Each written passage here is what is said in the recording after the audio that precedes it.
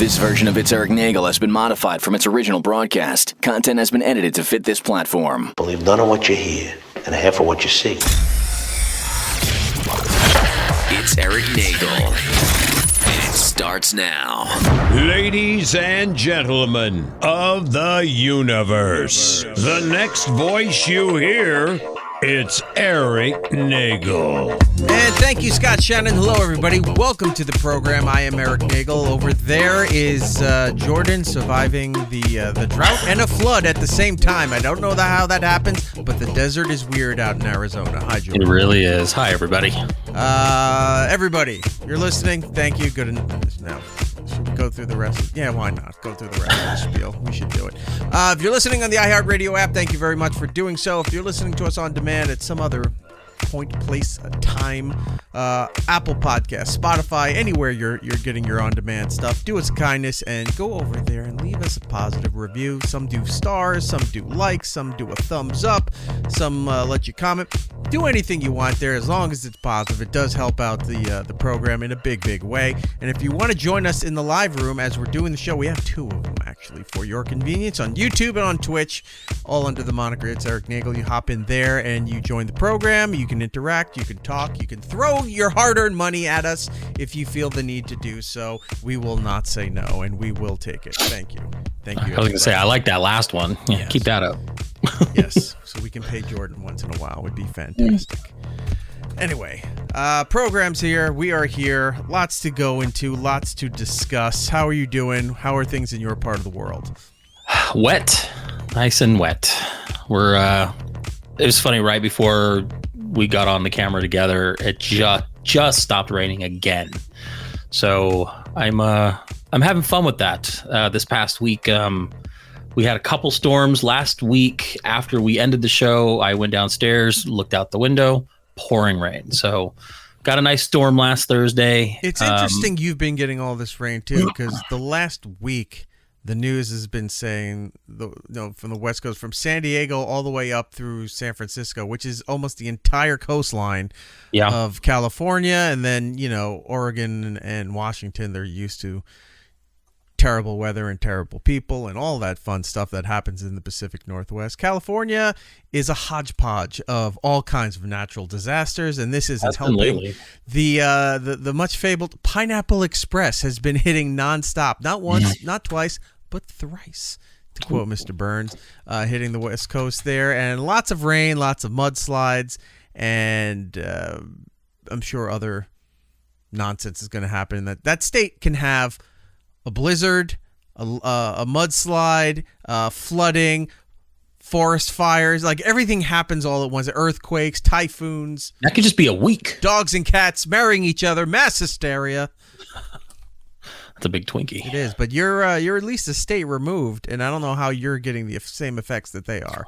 We are getting a lot of rain down here in what they call the valley. Up north, because the rain's been coming through the last couple days, lots of snow, right, up in like the Flagstaff snowy areas and stuff like that. But yeah, it rained a lot last Thursday, kind of intermittent rain throughout the weekend. And then it kind of just every other day it's been something. So today it was raining again. And the reason why most of the time I'm happy for it. We don't get a lot of rain. So when I get it, I'm happy because we're going to hit about, 6 months of nothing. It's just going to be heat and miserableness and stuff like that. So I usually am very, very excited about this kind of stuff. Right. Except that last Friday I woke up, I walked down my stairs, and when you're walking downstairs, there's a wall. Right, you're facing a wall to a small landing, and then you go it off. That wall shares a wall with the front bathroom. When you first walk in my door, you get a guest bathroom. Okay. There was water damage all up and down the wall, all along the ceiling, through that, down the wall. Yeah. And then it was pretty bad. So I was like, okay, so what's going on here? So I checked it out, took pictures, ended up calling my insurance. They get the claim going and did all that. And then another storm came through, more water damage. So it got a little bit worse, went a little further down. And then there's a light switch to turn on like the hallway light right at the bottom of the stairs. That had water damage around the light switch, and you could see water bubbling up into the paint, between the paint and the drywall. Okay. I'm like, oh, great. So now I'm probably going to have electrical damage. So I'm like, I made sure the kids don't mess with it. So I put a big like painter's tape X over it. Don't touch this switch. Just leave it alone. Ended up talking to the local claims adjuster because, the insurance, they're not local. So they have to contract with someone local to come out. Well, because of the rain and because of the weather, they can't come out till Monday. So I'm like, great. So I've got, deal with it for 5 days. So I've got a couple more days of possible rain to add to the damage before they're even going to come out and assess what can be done or if I'm covered. So, so dealing with the Eric Nagel biblical floods, but this time it's in my walls and not on my floors. So, yeah, but you're not in a moderate climate. You're in the desert. You shouldn't have flooding as being and flood damage being an issue when you're surrounded by heat, death, and sand. Well, no, it's such a big deal when we get these really big storms, especially during like the late summer, like August to September area where we have like the monsoons. They pipe, they dump all this big sand at like some of the firehouses, and then they say, come on over, and they help you fill sandbags to block some of the floodwaters because we're not used to so much water. So we got all these dry basins, right? In some of these areas. And, my neighborhood's got pretty good drainage. So there's not a lot of pooling, but some of the areas don't have that. Why go out to the firehouses to essentially pick up sand to make sandbags for your place when you could just drive a minute in any direction and just scoop the natural environment around you, which is the desert? I don't live in like Arrakis. This isn't Dune. There's no worms running around. There's no spice here. I don't control anything. You're more in Tremors country. Right. Yeah. It's a little hard packed, but you get the tremors. So, yeah. So I'm dealing with that. So I'll know more Monday what's going on. Yeah. It's more like the Firehouse Subs, Rob. But so I got that. Audience, Rob, our buddy Rob Stark in the chat there saying it's because he goes to the firehouse to find the cute boys. That's where they are. Back to your house leaking. Tom from Alberta, our old friend Tom, says, sounds like your bathroom vent is leaking. Yeah, I don't know. The good thing is there's not there's no other damage anywhere else. I've checked every room, checked every area, and it's a 2-story house. So most of like the attic space and stuff like that would be in the 2-story area. So I looked everywhere. There's no leaks, no water damage, nothing else. It's just that general area there. And that part of my roof has like an angle on it. So I'm sure it's going to be a very small area to have to worry about. Right. It just, the way the damage is, that wall's got to come out and get redone. And I'm not looking forward to that. Have you thought about moving? No, I like it here. It's cheap. All right, yeah, but you're in the middle of nowhere. No one can hear you scream, and when you're drowning to death in the desert, no one can get out there to help you because everyone's helpless out there. It's true. It just turns into the beach. Whenever we get these really big storms, I'm actually always worried about my power going out because we just don't have the best infrastructure out this far out into the middle of nowhere. I was seeing reports for the last couple of weeks about the internet nonsense that's going on in Las Vegas. There's a lot of areas of Las Vegas where people were just losing their internet connections for no reason, and they'd be out almost 72 hours without any answer to what's going on out there. Also, the reason that's a big deal is because everybody coming into town for the Super Bowl. WWE's got their kickoff to Wrestlemania press conference going today and tomorrow. Lots going on in Vegas. They're double, tripling up events leading into the big game. I saw a story that, and I wasn't aware of this. Google has their own internet service. It's called Google Bright. I've never heard of Bright. I think it was called Google Bright. It's their own fiber optic internet service. And I knew they had one. I didn't know the name of it. They started it like many years ago, and it was only $70 a month, and you get, I think it's 1,000 MB up and down. Yeah. Oh wow. Their prices never changed. Meanwhile, out there, they're in one of the. I guess Vegas is one of those areas where there's one, maybe two providers. Yeah, and they're charging anywhere from like $70 to $99 a month, and you're getting like a 500 down, 50 up, ridiculous rate like that. And I guess this is what was the problem going on. Cox Media is one of the companies out there. I forget who the other one is. Cox is the one I've got. And now Google's coming in to set up infrastructure in Vegas. And I'm thinking about that. I was like, I would like for them to come here. And like, it took forever to get Fios in the New York City area. And, we got that almost 20 years ago now. But I would love to, if Google Bright came in and like, hey, it's dirt. Look, we're still $70 a month and it's going to be, it'll far exceed the numbers that any of the other services. I'd be interested in switching. Hell, I was looking at that Starlink stuff, but I don't have a need to get that yet. I don't know if Starlink for you would be that good because, it depends on a lot of, clear sky and things like that. Yeah, I can't see the stars with all the light pollution. Well, and the problem is that you have too much going on. We're streaming, we're doing this show. You need something more reliable. As much as, Fios may be a little expensive or whatever you've got going, I don't think Starlink would be the one that would work for you long term. They'd have to really, really improve that. Well, they're getting there. I saw a video clip on YouTube the other day of them showing you how they released the Starlink satellites, and just rocket goes up there. And then the cargo spores everywhere, and it looks like when you kick a certain flower and the spores just happen to go all over the place. One of those dandelions you blow on it, they just go everywhere. You see the rocket slowly opening up, and then they all just go flying out. What is interesting and terrifying about that is they show you the projection map. You can find them online, I guess, through SpaceX, Starlink, all Elon stuff, where they show the video of how it orbits around the planet, and it doesn't do the north and south poles. It actually does the south pole, but it doesn't do like the north, but they use that as a pathway to cross over to the other stuff, like when you're flying or ships are doing cargo transports. They're not going to travel all the way around the Atlantic. They'll go up through the north and come back down shorter distance.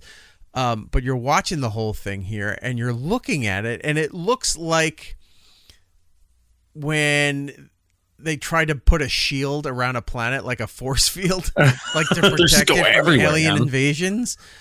Or it could be like those prison planets when they have that same force field around the planet and you can't leave the surface of that planet. It's interesting to watch. And if you go watch the video and take a look when he shows you the full trajectory of Starlink and what it's going to do as far as the satellites go. But yeah, it's very... what used to be fictitious sci-fi really happening. Like, I think at some point all those things will sync up and they'll just form an energy wall, and either it's keeping the bad things out or it's locking us in and we're not allowed to go explore the rest of the universe. I don't know. My area is dark enough and I'm so remote that every now and then you can see one of those Starlinks just going across. I saw a phone video of that too, where you just see like a straight line and then all of a sudden it kind of dissipates where you just see it going in one direction, and of course everybody's like, what is going on? Is that an alien? And then you find out it's Starlink. It's your internet being released into the orbit around the planet there. Right. Well, I'm sorry to hear about that. Keep us updated. It sounds very I'll costly. Know more. Yeah, I'm hoping insurance will come. I think I have a deductible, but I think it'll be a lot cheaper than what the initial repair will be. Do you have flood insurance? Because if you don't... No, but if it's weather related and if weather caused the leak, then I think I should be covered. I really hope so, because they also I've love been to play stressing about it. They also love to play the act of God card on you. I know. Like, well, that's nothing we could do about that. You could pay for the repairs. That's exactly what you can do. Why? Right. I mean, like, why do I pay for? Yeah, I'm expecting. Otherwise, I wouldn't pay for your services if you're not going to. Oh wait, I can't do that because it's the law. I have to pay for your service in order to own a house, a car, any of that kind of stuff. I know. It's like, well, thanks.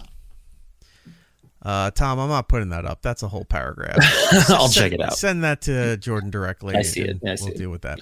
All right. Well, sorry to hear about that. I'm having some other troubles, not exactly what you're going through. I'm tired of having, this is a very old man speak. I'm tired of having to get new things when I don't feel that I need to get new things. There's times when like a roof?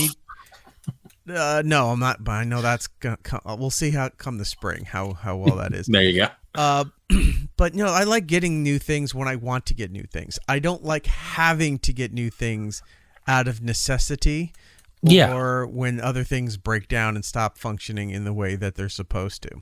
Yeah, upgrading because you want something new is fun. Upgrading because you're forced to is so annoying. So I'm still looking for the new studio chairs because the hydraulics just that chair's like 5 years old and they just don't work anymore. You walk in one day and the thing's sitting on the floor. What the hell happened? You pull it back up, you go to sit on it, it drops right back down to the floor again and go, all right, this is good. It looks fine, but the chair's messed up and you got to throw it out. So I'm not happy with that. So I got to get new chairs for the studio. Then I started to realize that my car, even though extremely low on mileage because I rarely ever drive it, it's over 10 years old now. And I'm probably going to have to start looking for a newer car. And I don't want to do that because I'm not a car person. I've never really had that bug or that itch to get a new car. That's just not something I ever think about. Now I have to think about it. And I was just sitting there, new car. I'm going to have to do a new payment thing. I don't want to do it, but I'm going to have to do it because the car is going to age out, even though it's, perfectly fine. And I know within the next few years, that's going to have to be a thing. And I don't want to do that. What's the make of the car? Mine is Ford. Yeah, you're probably have to upgrade soon. I was going to say if it was like a Toyota or a Nissan or something like that, I'd be like, oh no, you got another 15 years out of that thing. Yeah. But yeah, it's a Ford. You're going to have to get a new car soon. Yeah, it's about, let's see. So the year of your car means that it's add another year because it was built the year before and sold the next year, right? Yep. Mm-hmm. Okay, yeah. So I worked at a car dealership. So anything like, say we're in 2024, probably by midsummer, you're selling the 2025s. Right. So. Okay. So my car is 12 years old by that number. Well under 100,000 miles. Like I think I'm just hitting 70 something thousand miles on it. So it's fine. I know I got to start looking around for a new car. I don't like doing it. I don't want a new car, but I'm going to have to get a new car. Then the biggest issue is the nanny that I have for the child. It has to resign, and because of family issues and stuff, so that she needs to take leave, and gave us the right amount of time based on our contract and everything, and fulfilling their obligation. But that's coming up, and this person's been with us for about a little over 2 years now. And I was hoping this would last till the fall when the kid can start going to preschool. But alas, that is not the case. So now I have to go through the whole process all over again, trying to find a new nanny to take care of the kid during the day.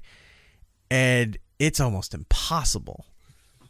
Almost impossible, because just like any job, you do your postings, you need references. There's certain things I want as far as skill sets for taking care of the kid, and a lot of people don't have those skill sets. Some do, a lot of them don't. British accent, able to fly with the use of an umbrella. Yeah. That kind of thing. Well, the money's good. It costs a lot. I'll just say that. The money's good. Everything's got to be in a contract and what have you. But the money that I'm offering, some people want more than that. And I was just like, there's no way. It's a full-time gig. It's like 40 hours, and they want more than the hourly that I'm offering. And what I'm offering is better than most, but just it's their market, I guess. They can kind of dictate their terms for that kind of thing. It's been rather difficult because you get a couple people who respond to the postings. You got to go through proper places to post. You're not just putting it up like a Craigslist ad, on Craigslist, yeah, Facebook post or something like that. that. It sounds like it's like a telephone pole with like numbers you rip off. Yeah, you're not going to do it that way for your kid. There's recommended sites that are agency checks and government checks and things like that. And going through all that, some of the people respond.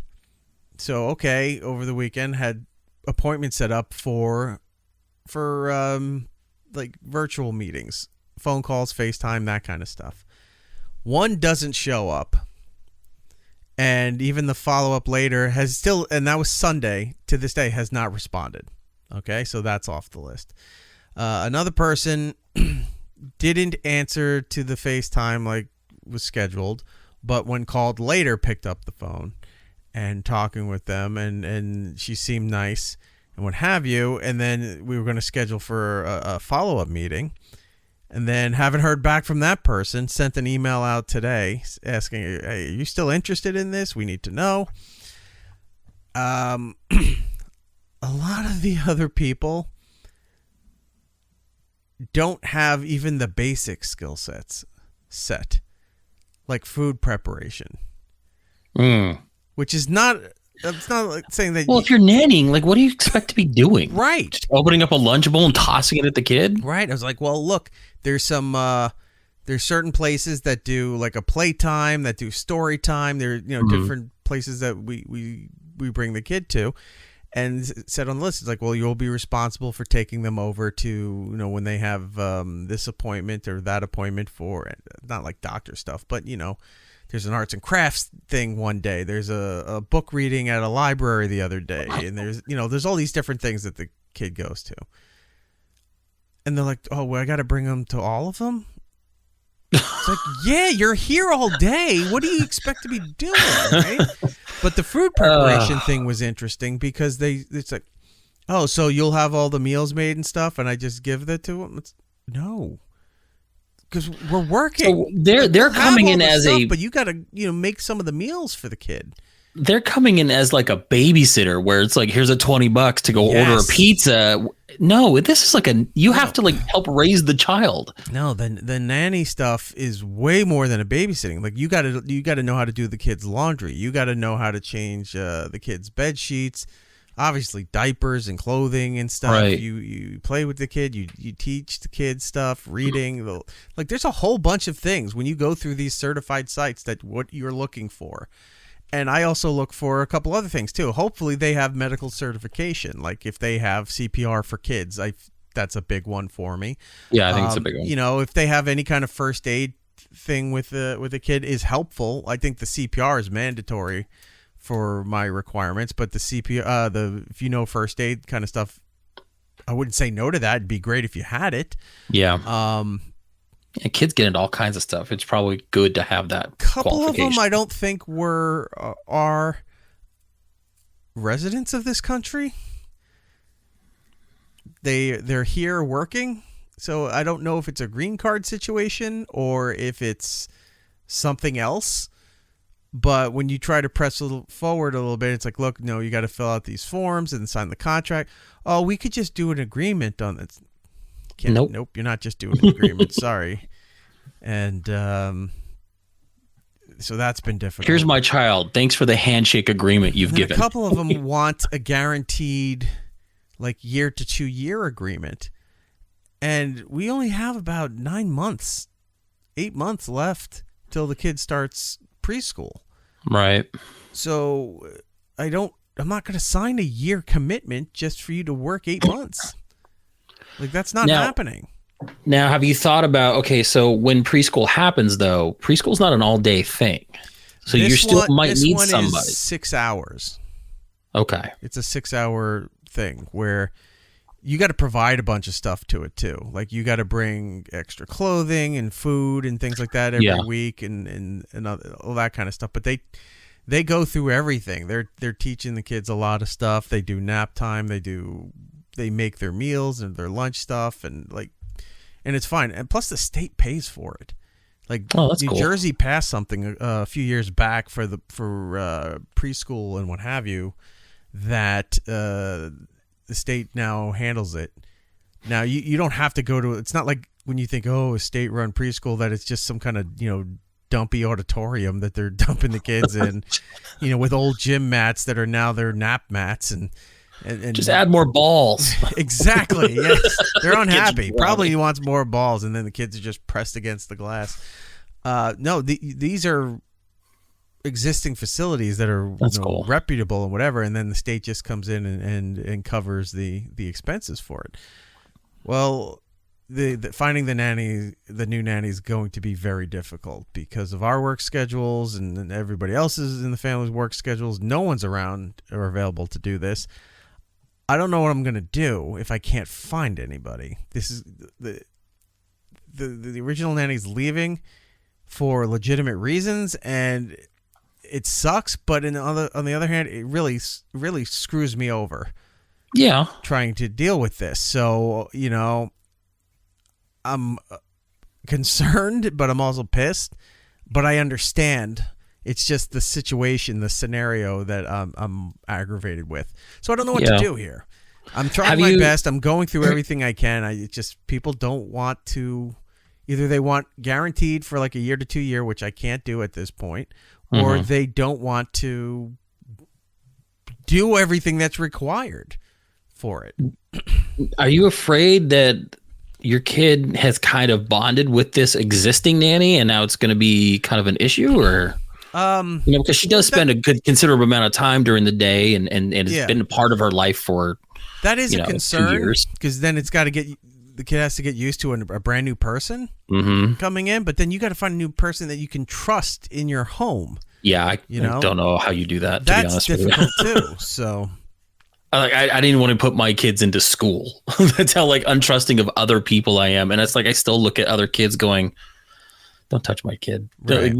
Just it's a weird thing to have to give some of that up to allow them to grow and be people. And I'm just I still have that issue where it's I don't like anybody babysitting the kids. No, I'll deal with it. Yeah.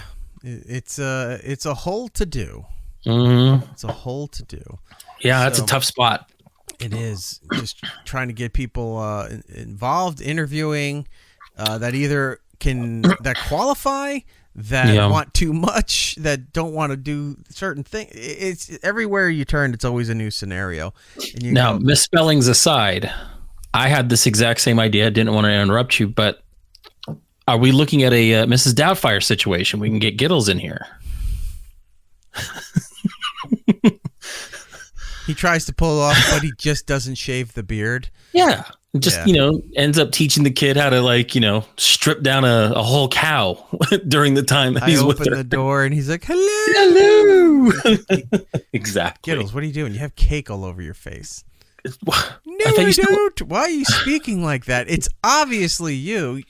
I can see by the holes in your sneakers and the beard and the wool cap. In fact, you didn't even really dress up. You just put cake on your face. It's why do you have cake and lipstick on? And why aren't you at the butcher shop? No, he's actually doing stuff. He's working full time, so he's not an option. He's a busy man. So I don't know what to do here. I got to get a new car at some point. I got to get a new nanny. Probably, I'm dreading the whole roof thing if that's going to happen in the spring, summer. This is being forced to buy new things is not a particular thing that I enjoy in life, but I don't like how you lumped in the whole nanny situation with buying new things. That sounds like a whole nother problem. Well, it is. It's buying a new nanny to come and take care of the kid so everyone else can go to work. So there's all that. Here's another grievance for you. App renewals and Game Pass renewals for the PC. The other day, I guess Sea of Thieves did an update, right? Mm-hmm. Yeah, season 11 now? It wasn't the update for the season. It was just another update. It was on Saturday. So I go to play the game and I see it says, it needs an update. I go, okay. Click the thing and it's going for a while and then it's having a problem. I don't know what's going on here. It's not fully completing. I reboot the computer. Comes back. The Xbox Game Pass app for your PC opens up. The game is gone. It is not there. It is not installed at all. I'm looking. There's no trace of the game. I go, I've been playing that game for I was going to say 3 years. years now. Like, where did it go? So something happened where it was not going to install the update on the hard drive I specified, which is where the game is. Right. So I guess in the middle of the update, it removes the entire game and then puts it back with the new update. I guess that's how it works. That's a weird way to do it, but okay. So I'm trying to figure out what's going on here. And then I find out the Xbox app on the PC now screws up. And I'm like, what happened? I haven't touched this thing in a day. What happened to all of this? Go through. Now I have to update the Xbox Game Pass app before I could go and get the game back. Reboot that like a third or fourth time. The Xbox app shows up. Now all of a sudden, Sea of Thieves shows up. There it is. I was like, where did that go and how did it come back? So now that's there. I go to play Sea of Thieves, it's working and go to play. Now you know how you have to hit you don't play on the PC, but you got to hit like the Windows G combination on your keyboard. It opens up the interface for Xbox to invite other people in, have a chat thing, whatever. That's not working. And it turns out that got corrupted. Like, how? I haven't touched the damn thing. How did Microsoft corrupt both their game and their interface? You know what's really cool? When I need an update, it just updates. That's the beauty of my console. Yes, but I don't Just play on does the it. console anymore, so I have to do it this way. That sucks. So everything gets updated, renewed, what have you. Fine, now it's all working. Then I have to do a restart on my computer for another piece of software that I use for work. And that has to update and everything. So I go, okay, it does its installation and it says you have to restart the computer. Okay, go ahead, quick. I'm in a hurry. It's during the work day today. Do what you got to do, reset. I go to hit reset. It then stops the reset and shows me a list of things that are open and being used right now that you should go in and save and close before it can restart. This fucking software, Microsoft Windows, will reset because it has its own update that it doesn't tell you that it's updating. And while you're in the middle of something, we'll just turn the computer off and reset everything because it needed to update itself because that was so 3 important. days ago at work. Right. So you're in the middle of something, all of a sudden it's like 10 minutes before the thing comes. What? Why 10 minutes? I'm in the middle of rendering a video. I can't turn it off in 10 minutes. It just turns itself off to reboot everything. I go to manually do it. Oh, well, we can't just do that. Here's a whole checklist of things that you need to take care of before we can. You didn't care about the other stuff that I was doing in order to make your damn update. Now, because I'm asking you to update, oh, we got to wait and see for a little bit. So I'm getting really sick and tired of now people, oh, you go in the Mac. No, the Mac sucks. The Mac's fine for certain things, but as far as everything else goes right now, everything's on PC. Everything that's on PC is much better than what the Mac is doing right now for video editing, audio editing, all of that stuff. You can do that stuff on Mac, I understand, but the better stuff is on PC right now. I need to use PC. It has more of the interfaces with everything else than the Mac does. So there's my grievance. It's just like, of course it does suck. Of course it does. I don't know. It's just weird that it would. I've never heard of like an update completely wiping the application and then just reinstalling. Like usually isn't just like a patch, because I know it doesn't just uninstall my game like on the console. It just does the patch. You know, does I the don't thing, know what pops happened. in. It was doing the patch. Something screwed up. Came back. The game was gone. And then with a warning saying it would not save in the chosen hard drive that I had specified. Reset the computer again. It came back. The game was back. Then the Xbox interface got corrupted. I don't know what to do here. All that is happening, and like Noodles is saying in the chat here, meanwhile, Jordan's already completed 3 quests while Eric is still updating. That does happen. We've had that happen where it's like, oh, let's all get on, and then like, you know, Giddle, like back when Giddles was playing with it, it's like, well, I've got to update my game, and you had to update your game, and then Rob hadn't played for 3 years, so he had to update his game, and I'm sitting there just waiting for you guys to join. I wanted to play this. I forgot to play this at the beginning of the show. We started the show. If you joined us live, it's not in the on-demand, but he started us live. We did a thing about Toby Keith, and we'll get to him in just a second here. But because I'm talking about the Xbox stuff, and it's just always me with the series of errors of things that happen here. Just so talk about you. Other people have noticed it and have been talking about it. So one of them is the potato. You know the potato. Oh, the potato. New subscriber to my own channel. That's nice of him. Oh, he did? Yeah, he right away. That's right. He did send me a notice that he signed to that. And then he caught a misspelling almost immediately. So I'm like, thanks. Of course. Wait till you get buddy. One of his many cease and desists. He does. Oh, he is very litigious for a potato. I was gonna say he's got his own battles right now. He's fighting. So I think I'll fly under the radar. Cardiff does a whole plethora of shows, and he does one in particular with the Mexican wrestling sensation El Horrible. And he's so funny. OJ the Orange, Obnoxious John. So because of you've known for years on my show where I've had issues with restaurants and movie theaters and things like that. Yep. Apparently other people have as well. Check this clip out.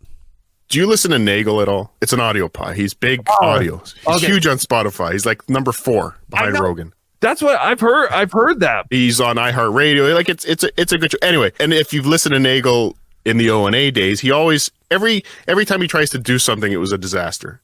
Every time he tries to go to a movie, every time he tries to go shopping, there's a disaster. I'm starting to think it might be him, but let's not victim blame here. He's not wrong. He's not wrong. He's not wrong. It does happen to me. I just take notes. Because I need stuff to talk about. So everybody else has an issue, and then they move amongst their lives, and then they forget about all the details. I write everything down because I need to explain the things that have happened to me. Rob and I have noticed this too. Like, we look forward when you tell us, like, yeah, I'm going out to this, or I'm going to go do this. We're like waiting for the disaster story. Every time you travel, I cannot wait to hear what happened at the airport. Like, it's one of those things. Like, the last time you went out to Dallas, I was surprised we didn't hear from you right away. We thought you were dead. Like, we thought there was radio silence for like the longest time, and then you finally went into your, this is what happened. Is this right after I had the problem at Newark Airport where they got us on the plane, then took us off the plane? There was a bad storm coming. All the alarms throughout the entire airport were going off at once. Strobe lights everywhere, loud sirens.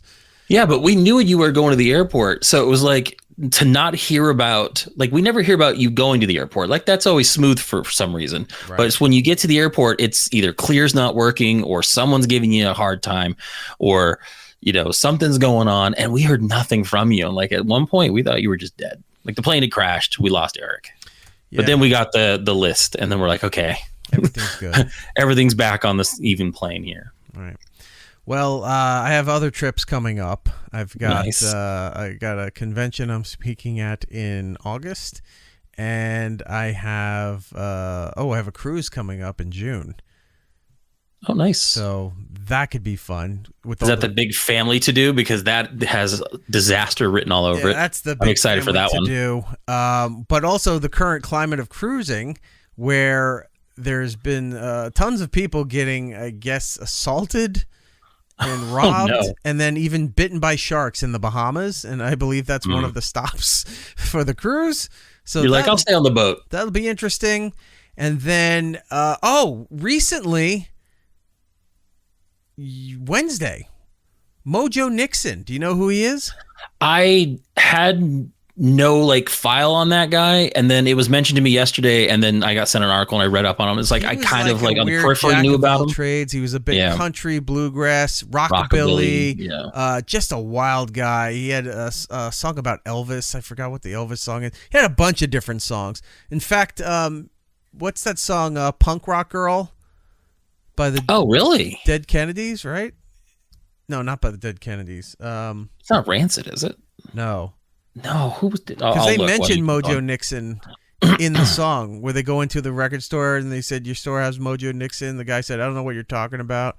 He was in. If you don't have I Mojo found this Nixon, out. Then your store can use some fixing. I found this out yesterday. He played Toad in the original Super Mario Brothers movie before he got turned into the dinosaur-looking thing. That was Mojo Nixon. He was? Really? Yeah. I did not know that. Tom from Alberta and Lucy Moody. Yeah, Elvis is Everywhere. That was the Dead big Milkman. hit.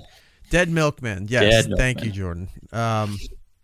Wait, did you know that, or did you just read it because I looked it up. Okay. I looked it up. Yeah, so Elvis is Everywhere was his big hit, but he had a bunch of other weird novelty type stuff. I used to see him all the time. He was at Sirius XM. He used to do a shift on Outlaw Country, which is a channel that they have. And the guy just batshit crazy, but the nicest guy you could talk to, and he always wore loud Hawaiian shirts. And he just died on a cruise. They did a big country. You know how they do a lot of the big cruises where they put a lot of music acts together, or like Chris Jericho does his rock and wrestling. They had a Creed one. Impractical Jokers just did a cruise with Eric Andre. Yeah, so Cohee did one back in October. Like everyone's doing one now, right? So there was a country themed cruise, and he was out there performing, and he wound up having, they said cardiac event. Cardiac event. So it could have been like complete failure. Could have been a heart. I don't know. But he was on a cruise ship, and that just happened. You know, so R.I.P. to Mojo Nixon, really nice guy. But that's the current climate of cruising right now, you know. And then just 3 short years ago, people were trapped on a cruise ship for 30-something days, right? Pissing and shitting off balconies because they were not allowed back into port because of COVID. Yeah, see, every time you talk about cruises, you're always trying to sell me and Giddles and everybody to go on a cruise, and then you tell these kinds of stories, and it pushes me further away. I'm not telling you stories. The news is telling you that. I'm telling you, I'm still going. Although I would love to see that brand new big cruise ship that we covered this last year. It just set sail maybe like a month ago. It was huge. Yeah.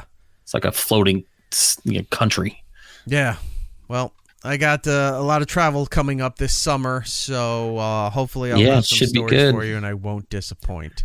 Yeah, that August thing that you're doing, I just realized that the dates that you're going to be there is 3 days removed from me having to go to Chicago to see Green Day, so I'm trying to figure out a way to make it all work. You're not coming out. It's fine. I get it. You're not coming out. Please, you're 6 hours away. I can make that drive, get back, and still fly out. You'll find some reason why you can't. And then just be you and Rob awkward at an In-N-Out Burger. Rob's not. Yeah, well, Rob might come down. He says it's $30 to take the train from LA to. I'll pay half. We'll get him down to San Diego. So we'll pop in. All right, we'll see if that actually happens. Moving on. Like we said, it was Super Bowl. It is Super Bowl weekend. Lots going on there. The big game, Super Bowl. Yeah. Here's something I want to point out. You're allowed to say Super Bowl. TV. Everyone always seems like TV you're gonna and get radio. They all keep saying like the big game, or they do that superb owl bullshit. I hate that shit. Stupid. You can say the Super Bowl as long as it's not tied into an advertisement or some kind of advertisements and some kind of promotional piece if your network does not have the rights to Super Bowl. But Super Bowl is it's an event, and it's a news story. It's a worldwide news story. You're allowed to say the Super Bowl. And everybody's already trying to come up with other words for it. And it's like, just say the damn Super Bowl. You can't say, hey, we're going to carry the Super Bowl, and you're not carrying the Super Bowl on you're playing highlights or whatever. You're allowed to say it. Anyway, Super Bowl's happening this weekend on Sunday the 11th. Super Bowl 58 at the big, giant, beautiful stadium that they have in Las Vegas. Yeah, it's Allegiant. It's huge. I could see it from the last time I stayed. It was like right there. It's big. Reba McEntire and Post Malone will sing America the Beautiful to open everything up. I don't know what they're doing for Black National Anthem because that seems to be a thing the last few years, so we'll see what that happens. Halftime show, Apple is presenting Usher. And again, I just saw something earlier today. He was talking to one of the celebrity access shows that he's bringing some artists on there with him. He has not said who. It's a surprise. But I'm thinking, it's got to be like at least Lil Jon and East Side Boys. Well, I know that last year it was like Snoop Dogg, Dre, and Eminem, and then all of a sudden 50 Cent was just hanging like a Mary bat. J. Blige, it was a whole thing. Yeah, it was fantastic. So there's all kinds of surprises. I know DJ Tiesto, he had to cancel, which I was like, oh, I didn't think he was still a thing. That That's But like yeah, bringing it's NWA together, and then he's like, "Oh, DJ Yella can't make it." Okay, well, Ren and Dre are still there, and Ice Cube. Right. I think we're good. Yeah, I think we're all right. Yeah. We'll survive. But so all that's happening this weekend, and WWE's out there right now. They're doing their kickoff. I don't know why. I don't know if they've ever done something like this before, but they're right in town where everybody is heading or already there because so much is happening this weekend. That's why they're already there. Might as well do it. They're doing their kickoff to WrestleMania 40. We're already on the road to WrestleMania, but they're hyping up more things that are happening, more events. They just announced a new broadcast deal with, of all platforms, Twitter/X. Yeah, Starting this spring, they're going to be airing matches exclusively on Twitter, 5-minute matches or less. That's going to be so on weird. there. And is it live or is it just they're hosting? I think video. I don't think it's live. I think they're just going to the matches will be taped and then posted exclusively on Twitter there. It's called WWE Speed. I just saw that before we went on here. I don't know what that does, but apparently it's something that WWE felt was necessary or worthy of their time and their effort to do all of this stuff. So it's just wrestling Quibi. Like, our attention spans like that small? I would like wear that shirt, Wrestling Quibi. Yeah, Mayor Quibi. What if that could be the show title right now? I don't understand the need for all these little bite-sized small chunk things. Like, if you're a wrestling fan, you're not watching the quick ones. You want to watch the whole thing. You want to watch these matches. You're not going to go to Twitter to watch a 3-minute Cody Rhodes thing. Right. It just doesn't make sense. Well, apparently they are, because it's happening this spring. And then they were teasing more stuff with the Roman Reigns came out and he said enough of Cody taking too long to make his choice. So I'm making the choice for you. And the Roman Reigns says, "I want The Rock." So that looks. I feel like when The Rock came back, they were kind of teasing that matchup anyway. The fans wanted this thing for over a year and a half. Yeah, because they're cousins in real life, if you weren't aware. And they wanted The Rock to come back and wrestle Roman Reigns. Roman Reigns has been, I think by September of this year, he'll have beaten Hulk Hogan's record of holding the championship, which was like 4-something years. And they wanted Roman Reigns to wrestle The Rock, thinking that The Rock will beat Roman Reigns. Now it's happening, and then there's people who are pissed off because now Cody Rhodes won't get to wrestle a second time with him. Who knows what's going on? They're just starting all this shit in every direction, and we'll find out when we find out how all this is going to work out there. The Rock was on Pat McAfee's show out in Vegas this week. Yeah. Earlier today, he and there was a clip that's out there where he's making fun of the Cody crybabies, is what he's calling these fans online that are pissed that he's coming out to wrestle Roman Reigns. So The Rock's kind of got a heel angle going on. I was gonna say he's going full heel on Cody. And look, he was just added to the board of directors for the parent company that owns the WWE, so he can do whatever the hell he wants. And they wouldn't be pushing this if they didn't think that this was going to make money and get people to either get the subscription services to watch WrestleMania or put eyes on the product or everything. Cody's stuck in the middle right now, like between the two champions of who he's going to face, because now this person might face another person and this person is going to face The Rock. What's happening to Cody? Is he left outside? It seems like it's all manufactured, but there's people really taking this to heart, like this is something that is actually happening and screwing Cody Rhodes out of his opportunity. So The Rock's on there and he keeps calling hashtag Cody Crybabies, and then he was making fun of all of them. So I gotta say, he does play a good heel, man. Like he's very charismatic when he plays the heel. Yeah. Like I liked it better when he was that way. Lucy Moody in the chat saying it's working. Everyone is talking about The Rock. Yeah, the WWE knows what it's doing when it comes to promoting the storylines. They're usually pretty damn good with what the product that they put out there.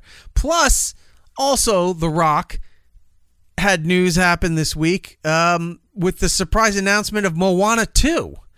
Yeah, that's I threw that in the segment too. Yeah, that was out of left field. I don't think anybody was expecting that one. We'll repeat it again in segment 2, but Moana 2 is coming out in November. It was just announced yesterday. A teaser was released showing that Moana 2 is set to release November of 2024, 6 months prior to the scheduled live-action version of Moana. So you're getting the sequel and then the live-action remake. Originally planned as a Disney Plus series, the script was reworked, and now it's going to be a full theatrical release. There was no teases, no build-up, no mentions. It's just, hey, by the way, boom, see you in November. This is happening. I will bring it back to me where the song The Rock does in Moana is now the big song that's going on in the household, and thankfully suppressing Baby Shark. So I'm glad it's still aquatic theme. Like, we're just getting through, the Samoan Islands now, and eventually you'll get to the Finding Nemo stuff. And well, the kid already figured out what Alexa is all about. Ooh. So the kid walks over to Alexa and tries to get Alexa to play the songs, and then gets frustrated because the kid's speech is not fully, like, you understand, but it's still, she's not 3 yet, so it's still kind of mumbled. And she's screaming at Alexa to play the songs. Now, she's saying the right thing. I know what she's saying. Alexa can't understand her. So she comes over and then gets, is upset and dejected. Could you ask Moana? Could you ask Alexa to play Moana? She doesn't listen to me. And it's like fully articulate too. It's like, hey, Dad, look. So very funny. This bitch. So I gotta put that song on, and then you say on repeat. So I was gonna say, not a bad movie for the kid to be obsessed with. No, and the first movie that the kids watched, I've been trying to get to watch Disney movies, and nothing resonated. She got about halfway through this one, and that's a good starting point. Yeah, so it's gonna be hard. I noticed, especially with my kids, my daughter was into all the Disney stuff as she progressed, because I would show her some of the older stuff, but my son was more into the newer stuff. So getting him to watch any classics is damn near impossible. Like, you want to put on Aladdin because that was, something we watched as, growing up. And he's like, yeah, I'm bored. I'm like, all right, whatever. All right. And then you go, while he's sleeping, you tell Alexa to play the You're Welcome on loop, and then you leave the room. Loop. You lock the door. All right. So anyway, back to Las Vegas. So Super Bowl's going down this weekend. WrestleMania press conference is happening today. I think somebody in the chat said that it's not tomorrow too. It's just today. Okay, that's fine, because Friday's SmackDown. So I thought SmackDown was in Vegas too, but maybe it's not. I don't know. I was going to say, is WrestleMania being held in Vegas? No, WrestleMania is in Philadelphia. So they're announcing it in Vegas because it's the Super Bowl weekend to get eyes on them. They're not announced. It's a press conference for things involving WrestleMania. They've announced WrestleManias in Philadelphia during the previous year's WrestleMania. Like when we watch WrestleMania this year, we'll tell you where WrestleMania 41 is, right? But they've got a bunch of stuff to promote, because people are paying attention to The Rock more than ever now because of all the Vince McMahon stuff, and Rock just came to the board right like a day or two before literally the same Vince week stuff happened. So there's a lot of eyes on what's going on. The Disney stuff helps, with attention on The Rock. So there's a lot of people. So they're just trying to spin things in a more positive way at this point. Plus they've got and I'm glad they're doing this, because I've wondered forever, and the WWE would not do pay-per-views outside of the United States. They just wouldn't. Now they are, because they struck that deal about 4 or 5 years ago with Saudi Arabia. So they do one pay-per-view a year called Crown Jewel at their big giant soccer stadium that's in Saudi Arabia. But they announced all this year there's pay-per-views outside of the country. So the next one coming up later this month is Elimination Chamber, and it's in Perth, Australia for the first time. Interesting. So that's happening there. And then I think there's one in August called Bash in Berlin. So they're going over to Germany. There's something else going on in Europe, I think. But yeah, they're starting to really expand and make it more. I mean, it was always a global brand, but now they're but now you're going to have access to that, in those areas. So that's smart. Very interesting. So all that's going on. You're going to watch WrestleMania, Super Bowl. I don't know who's not going to watch Super Bowl. I don't know why people. No, I'm just being like figuratively like. why anybody's watching. Oh, you're going to watch the game or you're watching the commercials. All of that is bullshit nonsense now. Everyone's watching everything. Just act accordingly. Don't be a drunken mess. Don't be an idiot talking during everything. If you don't care about that, bring your phone, bring your Switch, go sit somewhere. You're fine. I'll sit there quietly watching it, keeping tabs on it, but I don't care. Most people. Yeah, see, I have a vested fan interest in this one, so I'll be watching. I got both the kids. We'll be just hanging out. We all got our jerseys. We'll be fun. All right, that'll be good. I've ordered food, and I'll be good for the day. So I was gonna say, yeah, I'm gonna be doing my my snack purchasing on Saturday. I was trying to find the 6-foot party hero. Can't really find places that make them anymore. They make giant sandwiches, but then they chop them up into like 1-inch pieces chunks, and put them on a decorative tray. And it's just not the same. So going to go get that foot-long cookie over at Subway. They got like, they're making like foot-long cookies and foot-long, I think maybe brownies, something like that. Subway's just such a mess. Don't it even is. bother with that. But I want that whole thing where you got to put the deposit down for the big board that they make the sandwiches, and it's all wrapped in cellophane, and you get all your condiments and everything in little Tupperware containers. And then you have to bring the board back like the next day after your party. See, that I never knew. I didn't know you had to do that. Yeah. There's a few places. I was talking with Rob about this. I guess there's still a couple of places out on Long Island that still do the 6-foot party hero. But for the most part, they don't do that anymore. That's a shame. It's disappointing. I'm going to have to figure out a way to make a lot of money and bring it back in a big, big way. It's like, of all the things you could have done, it's like really a catering place that makes 6-foot party heroes. Yep. Exclusively 6-foot party You're heroes. the only customer. I know. But it's your That's money. Your next lottery I know. winnings. I'm spending the money because I want that. All right. That sounds so good. What else? In lighter news. Here's some quick updates for you. The Joe Rogan experience. Joe Rogan announced his new Spotify deal this week, which I don't understand the financials of it, but it's like the potential is to be like twice the deal that he had, with also allowing the show to be shared off the platform. So it's owned by Spotify, but it's not exclusive to Spotify anymore. Right. Today he announced that it's now available back on Apple Podcasts, and then the next coming weeks will be available through the YouTube channel again. You can watch them there. But you get it on Spotify. He's making a ton of money from this. With I don't know the financial deal. It didn't make sense when I first read it. Maybe if I go back again and read it like a normal person would, I would understand it. But it just seems like he's making like 2 to 2.5 times more based on. Is this a South Park deal where he gets to sign a contract and it's going off into like 5 other places and he just sits back and cashes checks while everyone fights over the exclusivity? There's nothing that he has to do about it. Well, he's got all that going on, and he's the top the top podcast on that platform, and is for the category of whatever they put him in. He's usually number 1, comedy, and then talk and what have you. Good for him. Good for him for figuring that out. So you went from $100 million from 3 years to now $250 million.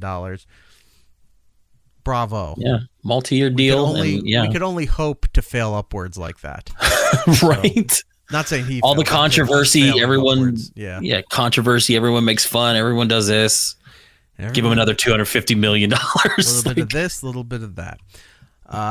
What else do we have here for you? Oh, so this is a story I found today. I think it's utterly insane. I don't know how this is even possible. Or how you get away with it. There's a radio station in Jasper, Alabama, and I'll read the story to you. A radio station in Alabama was forced to go silent after 3 thieves stole its 200-foot radio tower and other equipment from the building. If you don't know anything about radio, wherever the radio station is not usually where the transmitting tower is. The transmitting tower is somewhere in a remote location, and it's usually fenced off. It's a giant tower and like a shack, a shed, if you will, which is where the actual transmitter is, because it radiates heat and other things that you shouldn't really be around it. So that's why it's there. You go in once in a while to check on it for legal updates, technical updates, what have you. and that's how they broadcast around their area. So somebody in the dead of night went and stole a 200-foot broadcasting tower. I don't know how they do that. Right. So a crew member called the station's general manager to break the news, who was in complete disbelief. "What do you mean the tower is gone? Are you sure you're in the right place?" "I actually used more colorful words than that," said Brett Elmore, the general manager, recounting to NBC News. He said there was wires all over the place and the tower is gone. Not only was the tower stolen, but a nearby building was also vandalized. The general manager heard the door was left ajar. That's when reality was starting to set in that something bad had happened. Thieves stole every piece of equipment from the building, including the transmitter.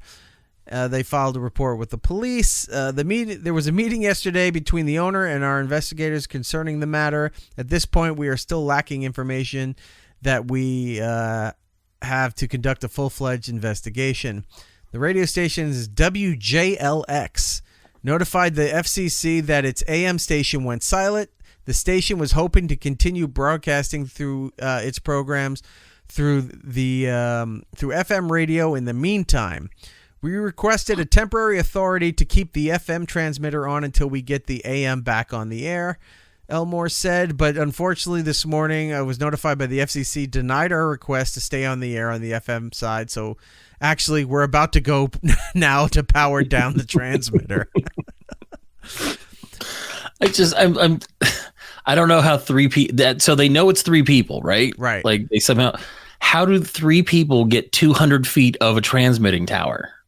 And other things like what? Dude, how do you? If you see transmitting towers and stuff, there's really no security around it. Like, well, I know there's they no can reason get to it. go there, but you have like a fence, a chain link fence. Maybe sometimes they have razor wire around the top of the fence. Most times they don't. It's just a little shack that has the transmitter, then cables, usually underground, going to this giant Eiffel Tower looking structure that just shoots up into the air, and that broadcasts. Transmits the signal all around. Right. No, my question is not the access to the tower. It's cutting down or dislodging the tower and then transporting the tower. It's not like they found the tower knocked over or down the street. It was taken. It's gone. Could you imagine that? It's like they're like, how do you steal this tower? And they just, had they looked over a little bit further, they would have seen giant tracks and trees knocking down. It's like King Kong came over, grabbed it, and just was dragging it across the landscape. Like, that's how they could find who stole the thing.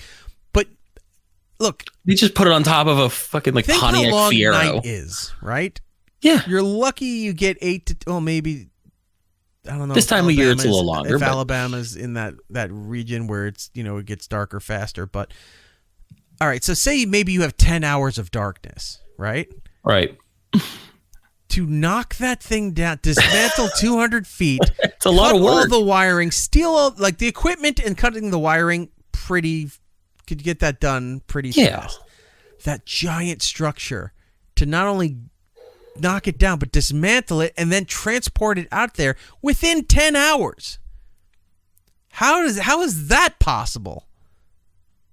This seems like it would be something that a crew of more than 3 could accomplish. How 3 people were able to do it is baffling. Now, because of this bizarre and unusual circumstance, you think the FCC might have been more lenient on some of these things and say, hey, look, we pay a license, we're an emergency service because the AM and whatever. We have the FM transmitter. We can just broadcast on this empty frequency on FM until we can get this sorted out, get like a special compensation or something. And the FCC goes, no, nah, good luck. Turn your station off. You don't have a radio station anymore. Now, I don't remember what kind of station is it. It's an AM station, but do you like talk? Is it? You know what? I don't know. I can look it up real quick and tell you. But here's another crazy right-wing conspiracy theories on the AM channel, and they're like, "Yeah, we're not going to put that over the FM station." Looks like it's a country station. Oh, shoot! It's probably every other FM station in Alabama. No, it says the sound of Walker County. Oh, here it is, right on their front page. The FCC has denied our request to remain on the air on our FM frequency. Today, we shut down our transmitter, and our programming will be streamed via internet and our apps until we can restore our 1240 AM frequency. Many have asked how we can help. I don't know. I don't care about helping. Here's the update from the other day. A 200-foot AM radio transmitting tower has been stolen without a trace. Like nothing. Like You're right. nothing. No trail, no drag marks, just gone. Nothing. The tower is gone. I couldn't believe it. This is a major setback for a small operation like ours, but I have faith we'll uncover the culprits. This is a federal crime, and they will realize it wasn't worth it. Imagine they never get caught. Look, they don't stop. All those videos that you see of people stealing Gucci bags and Apple iPhones and stuff from the iPhone store, security and the employees just stand around, do nothing. Right. Right now, you can track the iPad stuff, and you can. I've learned this today. You can track high-priced bags. Really? You can track them. They have trackers in them. Wow, that's crazy. That is weird. Had no idea. Noodles in the chat. Has anyone checked Facebook Marketplace for an AM transmitter? Yes, you have to pick up. Yeah, it'll be on the curb. It's just 200 feet of transmitter. Yeah, it's like they set up a neutral location, like they're meeting you in a Walmart parking lot or something. Yeah, you're at the Wawa. You're like, I picked up a taquito, and then I'm going to sell this transmitter. It's just hanging on a truck. I'm at the rest area off exit 4. You'll see us there. Bring your own tools. That is so ridiculous. That is It's so hilarious, crazy. but so ridiculous. Well, radio deserves it. Doesn't? I'm not going to put this on there, but look at what Tom wrote. That's actually kind of funny. Yeah, we can't. Yeah, I'm not putting that up there, but we can't put that up there. It's pretty funny. I like the quote from the guy though. He's like, I've been trying to all weekend to make sense of it, but I just can't. I'm like, yeah, I'm in the same boat, buddy. I don't know how that works. That's funny. Here's the other question: where do you buy a transmitting tower like that? Radio Shack. You stole it. I can't imagine that thing was easy, one, to build, and then to assemble. You need cranes and construction workers and stuff. Where do you go to buy a transmitting tower now? Now, has anyone questioned Christian Slater? Radio Free America. What if, here's another scenario. What if they go and just steal somebody else's transmitting tower in the middle of the night, They're just everyone's stealing, and they bring it back to their place, and then the next day they go, it just miraculously returned. I don't know what happened. Really? Well, let's see. The sports, you got another 150 feet. The AM sports station down the road now is all of a sudden does no broadcasting tower. Looks awful a lot like the one that you have there. No, we came here and it was here one day. Really? Because I'm seeing the bumper stickers and the call letters carved into that tower, and it's the sports station down there. I don't know. So you're telling me the people who stole your tower stole the other tower from there and brought it over to your tower and hooked it up. That's I was going to say, radio wars have gotten a little crazier now. It's not just like making fun of each other on the air. You have to just literally steal equipment. It gets so crazy in this little pocket of Alabama that the FCC now has to hit other parts of the federal government to send in like the ATF or somebody in there to investigate all this, because somebody stole a tower and now people are just stealing giant transmitting structures from all around to replace the ones that were stolen. It's just moving. It's almost like money laundering. They're just moving things around, hoping that nobody notices, or they run an extensive amount of extension cords through the woods, over the mountains, past grandma's house, right, and plug into their transmitter and then unplug there. It's like you just see it. Their plug's laying on the grass, and this orange plug is now plugged into the side of their tower, and it's going through the woods. These three guys are trying so hard not to watch cable and pay for it and WrestleMania that they're stealing AM FM towers to try to see if they can. AM radio. Who cares? Right. Oh, that is too funny. Well, I really want to hear, like, have an update on what they end up finding with this thing later. Like, I hope it never gets found, just so that mystery is out there and no one knows where 200 feet of radio tower went. Imagine it's at the bottom of the ocean. Like, Alabama's a landlocked state. You have to travel several states before you get to a massive body of water. They just find it in the middle of the Gulf. It's just all of a sudden one day it just appears there. It looks like that celestial thing from that Marvel movie where it's coming out of the planet. It's just a tower hanging out of the Gulf. It's at an angle, too, for like burn slanted drilling. It's just So sitting funny. there in the middle of the ocean. Speaking of AM radio, and then we got to take a break. Yep. So, remember how with the Tesla cars, they have, because of the computer chips and everything else in there, Bluetooth, Wi-Fi, all that stuff, that it was causing problems with AM radio. So, they were going to disable AM radio. Okay. Like, it's not going to be a feature in cars anymore. You could pay extra to get AM radio put back in, but because it was interfering with a lot of the other parts of cars, they were like, we're just not going to offer AM radio anymore. And you have what? Real quick, if the option to pay to put it back in your car exists, how does that solve the issue of having to remove it because it messes with things? They had to. Like, I think I jumped ahead a little bit. They had to give the option or whatever to put AM back in the car. They were taking AMs out of the car because of it was interfering with a lot of the other computer structures within some of these cars.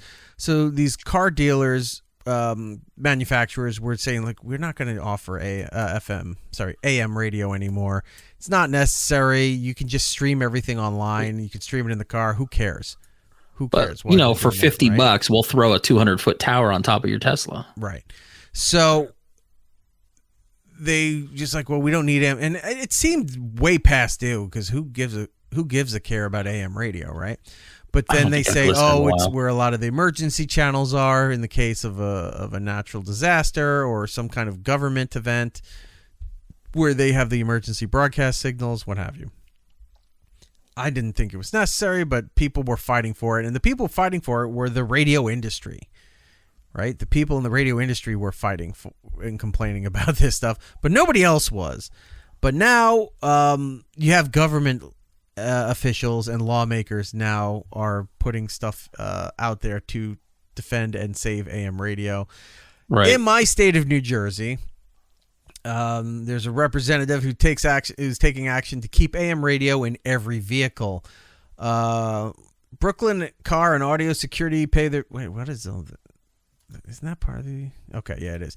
Brooklyn Car and Audio Security pay their bills by getting customers the right sound systems for their cars. Some sound systems detail every frequency where you can hear the highs, the lows, and everything in between. This person was a customer there, was eyeing the right... Why do they always put this fucking filler into articles? When they have a word count they have to hit. Usually for sports, it's used to be the AM because...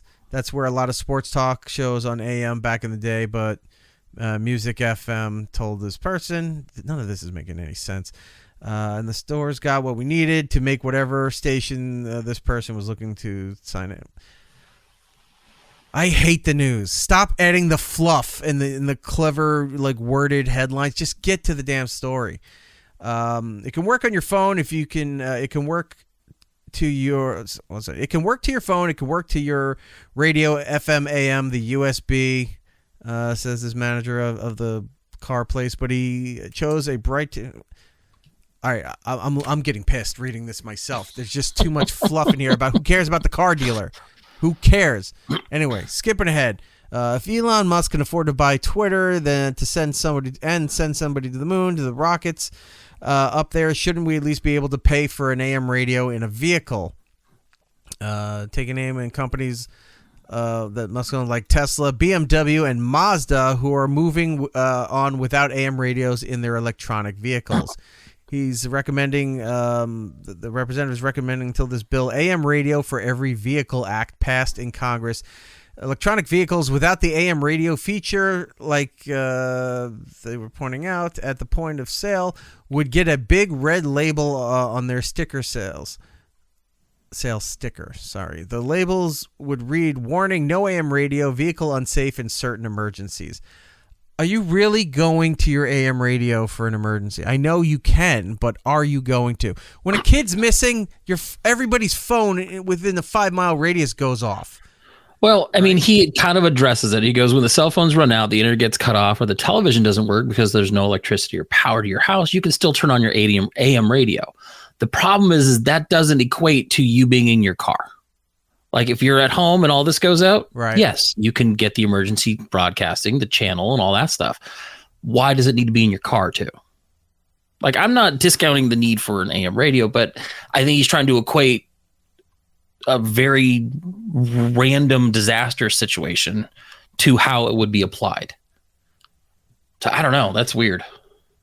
Noodle saying, why disable AM radio in my car when I can disable AM radio? Ha ha ha ha. Yeah, that's the thing. The big protest for AM radio being put back in the car, people then start stealing AM radio towers all around this great nation of ours. It's just on top of the Tesla. It's just a big tower going around. Right. Meanwhile, the bill still hasn't reached enough majority support in the House or the Senate to pass, and as manufacturers pass on including this feature, his fear is Americans won't get enough notice in the case of a dire emergency. When the cell phone runs out, the internet gets cut off, or television doesn't work because no electricity or power in your house, you can still turn on your AM radio. Lucky for drivers who want AM radio, there's plenty of inventory available to keep it within their cars. So yeah, the electronic vehicles don't have the AM radio anymore because whatever that chip setting is, the frequency messes with everything else that's in the car. It's still really odd. Yeah, like I don't they care. Couldn't figure that out. I don't care. The last station I actually listened to on AM took over an FM frequency, and I listened to it on there. I haven't touched AM since. Yeah. In most major cities, the AM sports station, news talk station, traffic station, whatever, all have either moved or simulcast to an FM station. Yeah, I was going to say there's usually an FM equivalent. Who cares? Who cares? Lucy New Jersey cares. Stealing the towers is a new TikTok trend. Hey, what's up? Hey, we're out here, blah, blah, blah, blah, blah. And you just see them dragging towers away. I would love to see that. I'd subscribe and like. Maybe even throw some super chat money or something to them. There you go. Noodle saying, how do you hide an AM tower like when the cops knock on your door, they can see it sticking up in your backyard? Well, if you lay it down behind the house and straight, like perpendicular to your house, unless they walk around and look to the side, they're not going to be able to see it. No, it's like that scene in Weird Science where the rocket's sticking out of the top of your roof. You could just see it. I mean, you walk up. I don't know. Rob in the chat saying Eric's demands for a new car, a strong AM radio signal, and even stronger cup holders. Correct. Seat coolers, not seat warmers.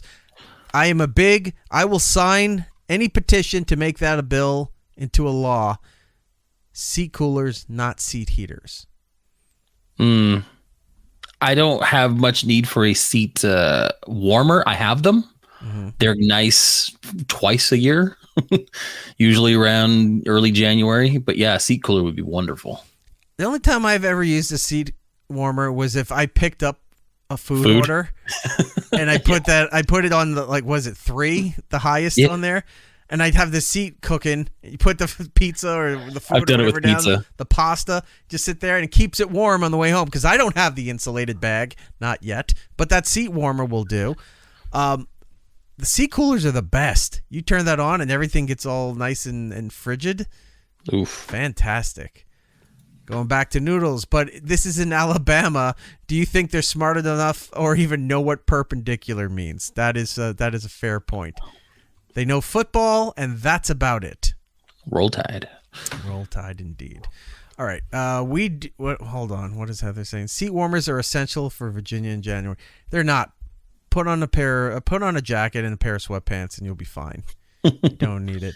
Or do what was that old thing that they used to? Oh, remember?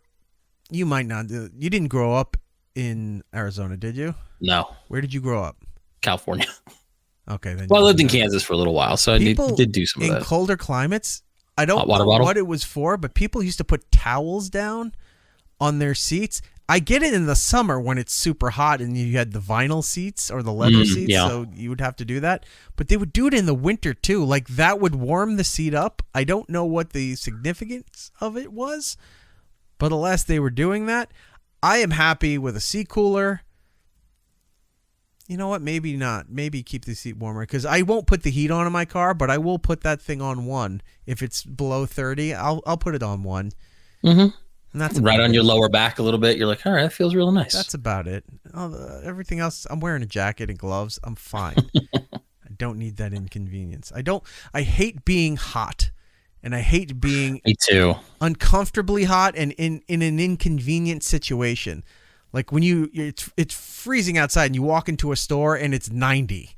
And now I got to carry my jacket and everything around in my arm here because I can't wear it because it's too damn hot in the store because people are cold. Usually women complaining that it's cold. I'm not hearing guys saying, could you put it up to 75, please? It's freezing in here. No. But then again, I'm in this store. I shouldn't be in this store. So what right do I have to complain about the temperature in said store? Rob saying, you don't need seat warmers with the thunder you drill into those seats. Ew, what are Just you doing? baked in. What are you Yeah, doing, Rob's gross. Rob? Rob's gross. All right. We got to take a break. When we come back, television, movie, streaming updates, all that fun stuff so that you know what's going on and you don't have to seek it out. We will be right back. More, it's Eric Nagel. It's Eric Nagel. Next. All right, Jordan, everybody knows what's the hottest color out there right now. What is what are the kids talking about? What's the hubbub in the streets? Do you know? The big news is always Barbie. It's Oscar season. There's some snubs.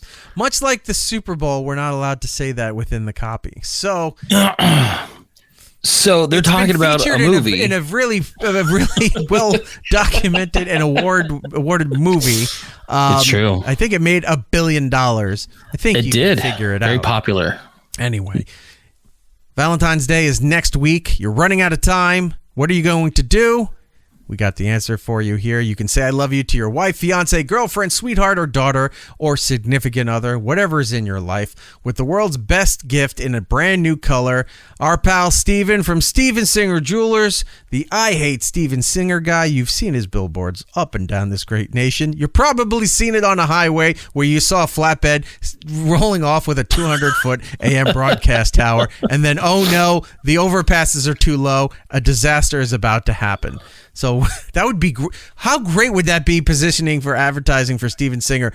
The overpass is too low. The truck with the 200-foot broadcasting tower smashes into the overpass, and while all the news is watching the carnage and everything, right there above you is a giant billboard.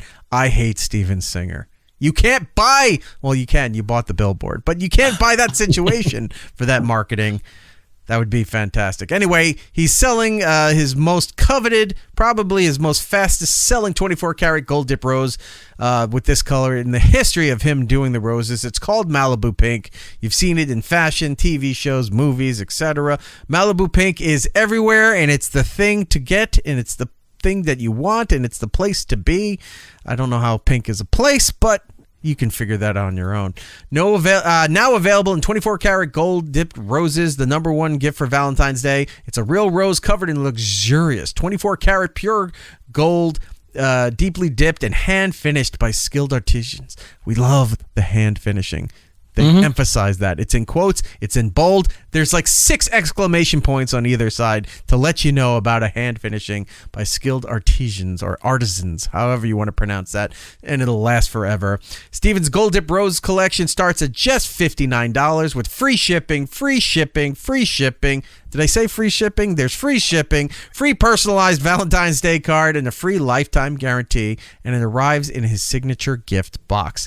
Now, beware of the knockoffs, copycats, and all the other stuff that's fake, the other Steven Singer that's out there selling you they're claiming to be a bag of goods, and they're not. It's just doorknobs and screws and all leftover copper wiring that was from a 200-foot broadcasting tower that was still. We keep working that in. It's ran its course. Oh, I do want to point something else out too. Even though he's promoting the pink, he had a couple other things that came out. involving the roses. One, he's got this chocolate rose. I saw that pop up on my Instagram, I think. Yeah, so check out the chocolate rose. Look, if you're into that, I like the chocolate rose. Rob is probably getting mouth-watering right now. He's like, how do I get that deliciousness in me? You don't. It's gold. It's petrified. It looks delicious. You'll just have to admire it from afar. And also, he's doing licensing deals now. He's doing cross-brand promotions. He got a deal with Care Bears. You remember the Care Bears? Cool. I do. So now he has the Care Bear rose. And the Care Bear cousins. Steven Singer Jewelers. Yeah, 24 karat gold dip rainbow rose. Comes with a Care Bear. If you're into Care Bears, that's something for you to collect. Go out and get the rose, get the bear, get all of that stuff. You can go and get them exclusively at one place for one price. IHateStevenSinger.com. And if you're in the city of Philadelphia, before WrestleMania destroys that place, go down to the other corner of 8th and Walnut. Go see Steven Singer. Tell him hello. Tell him you found out all about this from your friends at It's Eric Nagel. It's Eric Nagel.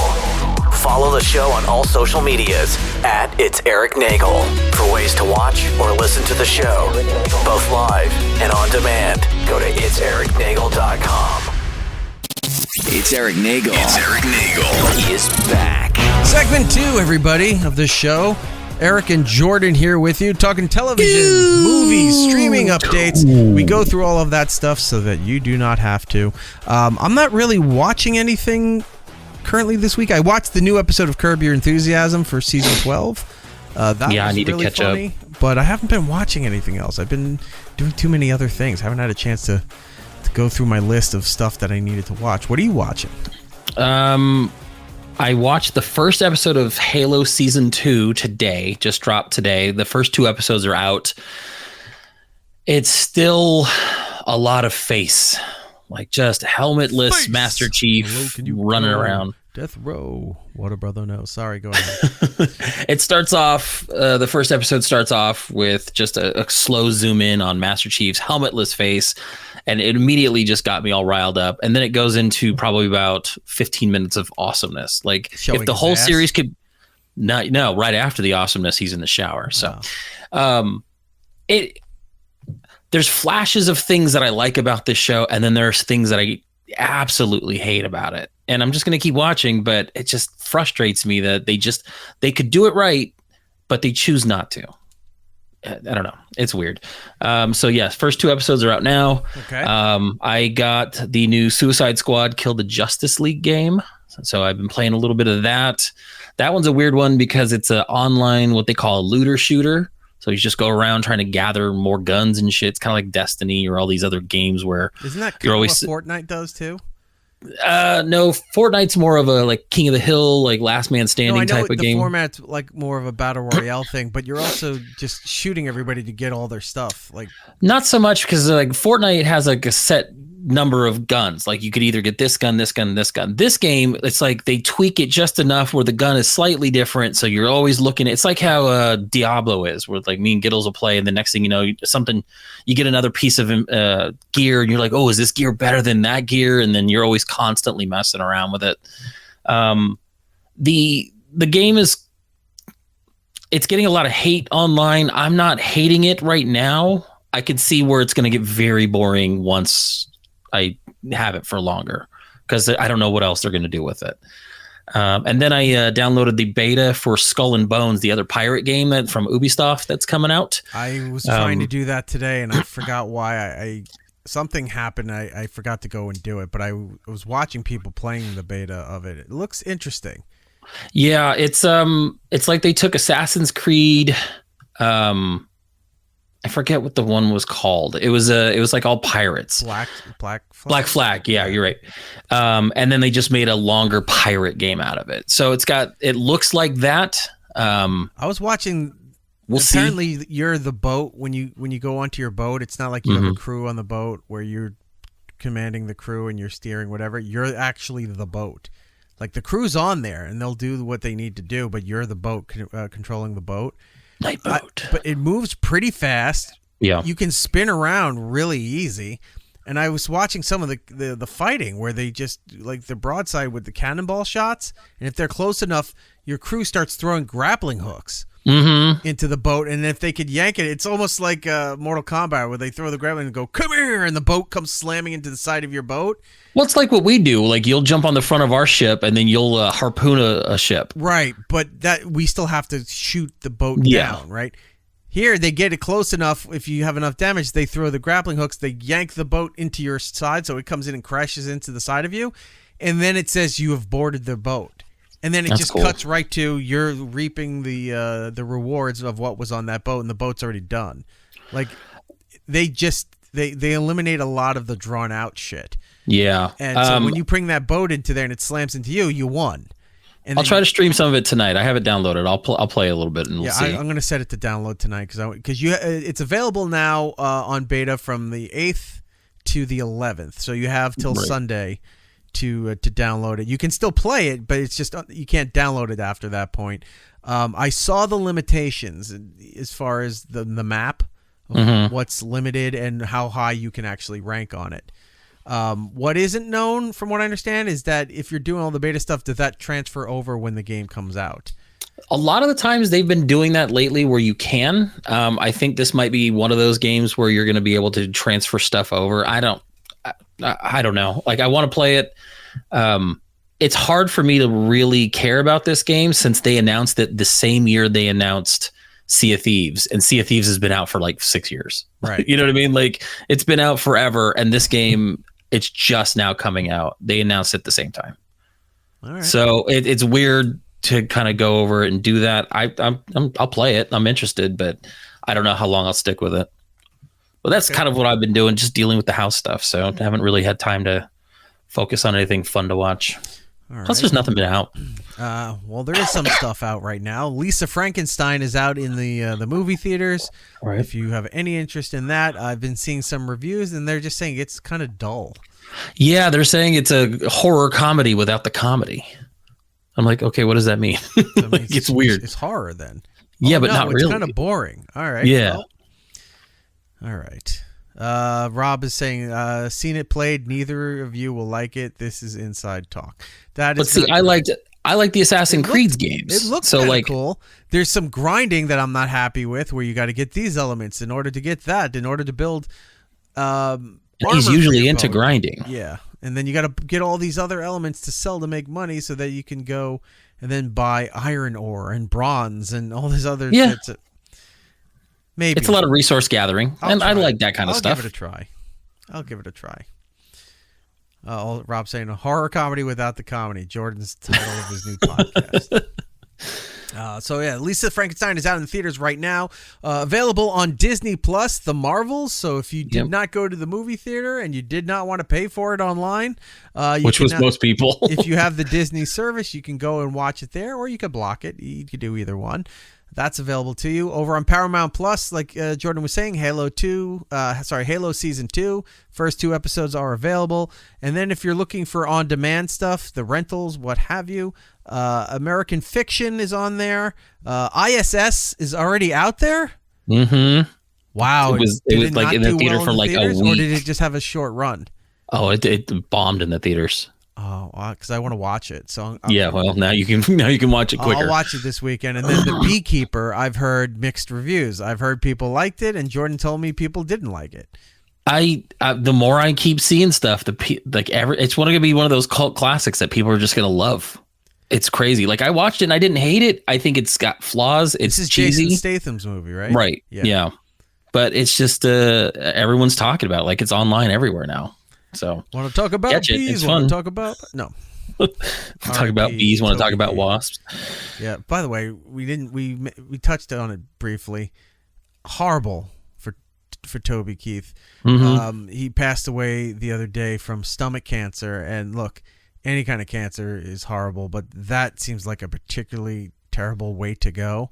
Yeah, I know. I didn't really know. They were showing pictures of him. He was like wasting 3 or 4 away. months ago, I saw an interview with him, and he looked very thin. Like he was always a kind of a bigger, muscular. He was. I don't know. He was like muscular. He was bulky. He was that Family Guy bit of the in shape, out of shape guy. Like that's what this kind of was, because he kind of looked like he was big and jacked, but then he had like skinny arms. Like, he made no sense. But anyway, good guy. saw an interview like 3 months ago, and he was talking about his cancer stuff, and it seemed like he was heading in the right direction. Like they were optimistic about it, and apparently he passed away peacefully at home. Yeah, on the 5th. His family and stuff around from stomach cancer. So look, that's just, there's no ideal way to go, I guess, other than in your sleep without you knowing. But man, cancer of all kind is just terrible. So yeah, R.I.P. to him, and best wishes to him and his family. And Carl Weathers died too. He did. I have a photo, by the way. I didn't post it because there's a problem with it. Jordan was trying to work on it. I'm still working on it. The backlighting, because the person took the photo, Roland, doesn't keep backlighting into consideration, and it was, you see like we're shadows and there's a bright light behind us, like aliens walking out of a ship. In this photo, you're pretty prominent. You could see you, but Carl Weathers, darker complexion. I'm trying to even it out and be nice. No, it's hard to even out. I've tried. What he's trying to do, he's going to say, well, the black guy can't show up because... Well, it's the lighting. It's the way it's like it's bright on one side of his face. So anything that you do is either washing him out or you're going to go super racist on the opposite end to try to darken it up. Look, I don't know what you're doing. I'm trying to say that we were both equally washed out in the backlighting here, and you're making it about race. Look, your pale face, Jordan. All right, what's coming up for you to know about here? Monday on Comedy Central, Jon Stewart returns as the host. Well, one day a week, the host of the Daily Show. And then are they on Fridays? So is it 3 days they got to fill, or they do 4 days? I think they're probably going to fill through Thursday. Okay, so Monday is Jon Stewart's day, and then Tuesday through Thursday is correspondents or whoever else they have filling in for that. I don't know why they made this deal, but alas, here it is. I think you're going to see really quick that if it's like the Howard Stern situation where Monday gets a ton of ratings, then Tuesday through Thursday just tanks. They're gonna start throwing money. It's like, John, you got to do more days. Right, we need you. We need you in here at least on a Wednesday. So that's on Monday the 12th on Comedy Central. On the 15th on Apple TV or Apple Plus, whatever you want to call it. Another Snoopy, a brand new one. It's called Snoopy Presents Welcome Home Franklin, the often non-important black character Franklin. They're doing like a whole little special about him. So. All right. Looks cute. I like Snoopy. I like the peanuts. Right. Then later this month on Netflix, on the 21st, another Airbender. Avatar, it's a live action. And the rest can wait till later. Super Bowl, like we said, this weekend. All that programming and that fun stuff. Disney Plus. A lot of Disney stuff to get to here. So Disney Plus, Hulu, ESPN, they're all bundled together in certain packages. You can get all the services all owned by Disney. This year, both Disney Plus and Hulu have updated their terms of service to ban users from sharing their subscriptions with people outside their households. We talked about this. They were doing it in they are doing it in Canada right now. They started it in Canada, and it'll be here. It's coming to the United States. The new terms start applying to new subscribers on the 25th, but if you're an existing subscriber, it doesn't happen to you until March 14th. Correct. So if you have family, or if you're sharing with grandparents, or if it's a grandparent's account that it's sharing with their kids, and if they're not it's not even like if you live in the same state or town. If you're not in the household, you get flagged and can be banned for sharing your password. Like they're really becoming nonsensical with this. So you've been warned. We talked about Moana 2 coming out in November, the teaser this week out of nowhere. So that's happening. Here's another thing that we weren't aware of. Taylor Swift is going to Disney Plus with her Eras Tour movie. And we've been talking about this for a while, about how they were shopping this around. And it was supposed to be Netflix, right? We thought it was Netflix. Netflix wanted to put it out like I forget what it was. They wanted to put it out some ridiculous time. They're like, no, we wanted it out while the tour's happening. They wanted to wait till like a year after the tour or something. Yeah, like till 2024, like later this year or early next year. Right. Like they were going to push it far. So they wound up Taylor's, I think her father was one of the people that worked this deal out, and her, the whole crew around her, they shot everything. They paid for everything. Did it, put it together, had it all ready to go. So they just said, they were going to do it themselves. Now Disney came to the table, I guess threw a ton of money at her. So it's going to Disney. They got the streaming rights exclusive to Taylor Swift Eras Tour concert movie. It's coming March 14th. It'll be complete with 2 songs not seen in the paid version that was released in theaters last year. So you're getting this is extra weird stuff. because the article says it's an exclusive version of this, which means I don't think Disney's going to be the only place to find this. It's going to have those songs. So if you want to see those songs, you got to go to Disney Plus. It's not announced anywhere else right now. Right. This is all we know. The other thing is it's coming out the same day the new password restrictions come in. So I think what they're doing is they're softening the blow of having to get rid of this. And because they've been losing subscribers since they launched this product, they're trying to get people to re-sign up. Right. So this is going to be a big draw for the girly crowds. So we'll see. We'll see how that changes their numbers. I don't know how it's going to do for their numbers. I mean, it helped with the NFL. They were watching games they don't care about just to see Taylor in the stands for like 10 seconds. But yeah. And then the big theory that she's flying from Japan, from her show there in Japan, to be at the Super Bowl. And then the other theory is that he's proposing to her. Like, her fans are psychopaths. I mean, yeah, look, they're dedicated psychopaths, but they're psychopaths nonetheless. Gina Carano is suing Disney over the Mandalorian firing a couple years ago in a lawsuit funded by Elon Musk. Carano, in a complaint filed Tuesday in California federal court, alleges she was fired for voicing her right-wing opinions on social media and seeks a court order that would force Lucasfilm to recast her. Elon Musk, making good on his promise to foot the legal bill for users who claim they have been discriminated against due to their activity on his platform, is helping fund the lawsuit through his X platform. Yeah, that's weird. Like, can you imagine you're suing a company to take you back? Like, what are they going to do? Sure, you can come back, but we're killing off your character. Not take her back. No, that's part of the thing is she wants to be recast in the shows. Imagine they bring her back in a really degrading role, like she's a different character. They cast somebody else as her, as her old character, and she's now playing like a Twi'lek. Yeah, she's in one of the she's selling scrap parts on the planet that Boba Fett's overseeing right now. Right. Yeah, she's just sitting there under the the little. She's wearing the blanket and the little tent thing right there. She's just fully covered. No one knows it's her. Yeah, no one knows it's her. Hey, she's back. We fulfilled our obligation. What do you want me to do here? Speaking of Star Wars, the Mandalorian and Grogu movie, Bob Iger, all things Disney, confirms that the Mandalorian Grogu film will be first of the new slate of Star Wars movies likely to hit in 2026. Now, you've got we have one Marvel property for the rest of the year that we know of, with Deadpool coming in June, right? July. I always get that wrong. In July.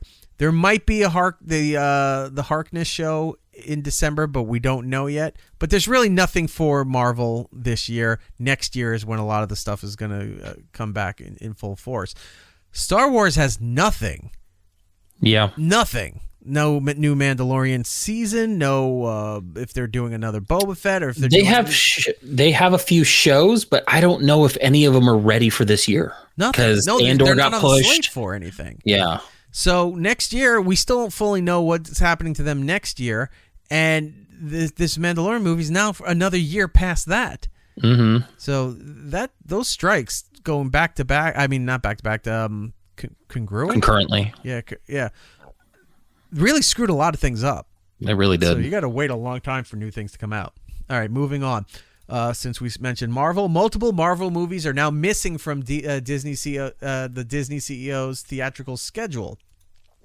During Disney's last earnings call this past Wednesday, Bob Iger skipped over both Thunderbolts and Blade while discussing films that the company has set to release in 2025. Both productions have gone through many changes behind the scenes, causing a potentially worrisome scenario for fans hoping to see either movie.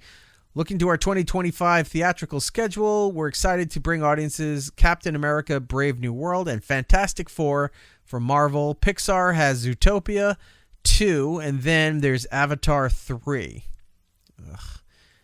And we're already looking forward to 2026 and beyond with Frozen 3, the first Toy Story movie since 2019, and a new Star Wars movie that brings the man. Oh, we mentioned that over there. Speaking of Avatar, so we don't know. Yeah, so we're waiting to see what happens with Thunderbolts and Blade. They're happening. We just don't know when. Now everything got pushed off again.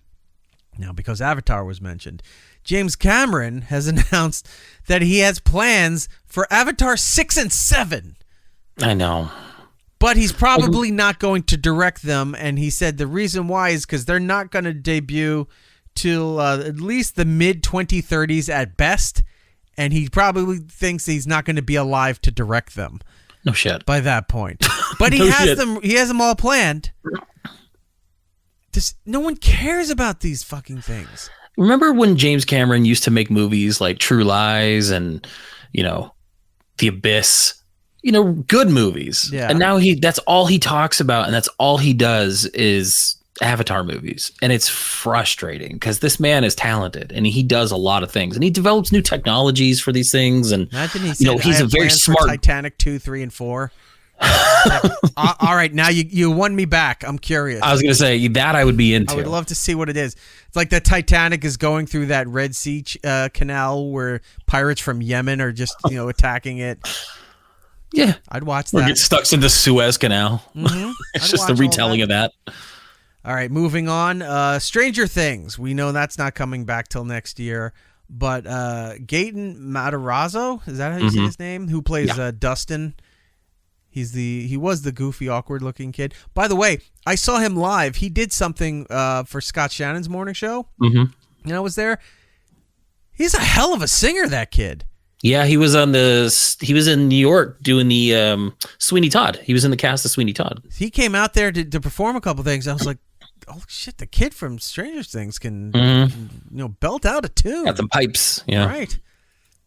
All of them have talent except the one kid, and I'll get to him in a second because this applies to it. So anyway, Gaten believes that the kids are too safe in the show, and he wants the stakes to be raised higher, and he's all up for killing off more characters in their final season. I'm with you, and can you guess who I'm putting at the top of the list? Old Harry Thumb. What's his face? What's it? Because the picture of he's always biting his hand. He's crying in the window. He's crying in the window. It looks like a thumb with hair. Doesn't love him. Will, the worst character. You hate Will so much. He is. He should have died in the first season. You know what it is? If you ever played Maniac Mansion, he's the Dave character. He has to be there because a lot of the stuff centers around him. But if you play as Dave, he's the most useless character out of all the other characters you can use in the game. Any kind of game that has an ensemble, an RPG kind of game, if you have a collective of 4 to 8 characters, there's always that one character that you kind of have to have, but he's the slowest or the weakest or the most worthless because the story involves him or her some way, somehow, that they have to be included. That is Will. I was just thinking of a character in Baldur's Gate 3 that I'm using, and I hate using him. His name is Gale. He's the worst. Change it to Will. See if you can go and hex edit it. Just change it to Will. Just be upset the whole time. I would love if they killed Will, and if it's like a demon Barb, because they all left her in the pool. Let her come back and kill all her friends. Like, how dare you? And then she takes Will back to the Upside Down, and then she kills him there, and then he's dead for good. I want him to die off screen and just unceremoniously. We're at the time where I think in that show where Nintendo's around. Yeah. Right. Mm-hmm. Remember the Friday the 13th game? I love and hate that game. How terrible and difficult it was to play that so game. Bad, and then the end screen was all your friends are dead. Game over. All your friends are dead. That's how Stranger Things should end. All your friends are dead. Game over. that would be the best ending to that, and everyone would be like, "What the fuck just happened?" And that also might be the show title now. No, I think we may have actually found a show title. Here we go. Look at this. Lisa Moody saying, Kill Will Volume 2. I love that so much. That one is now a contender. Thank I was going to say it's so fantastic. That. Fantastic. We will go with that. Anyway, yes, I agree with Gaten. Kill more of the kids. Yeah. You can kill off, what's his name? Wolfbane? Finn Wolfhard. Yeah, Wolfbane. Kill him off. He's got Ghostbusters. He doesn't need Stranger Things anymore.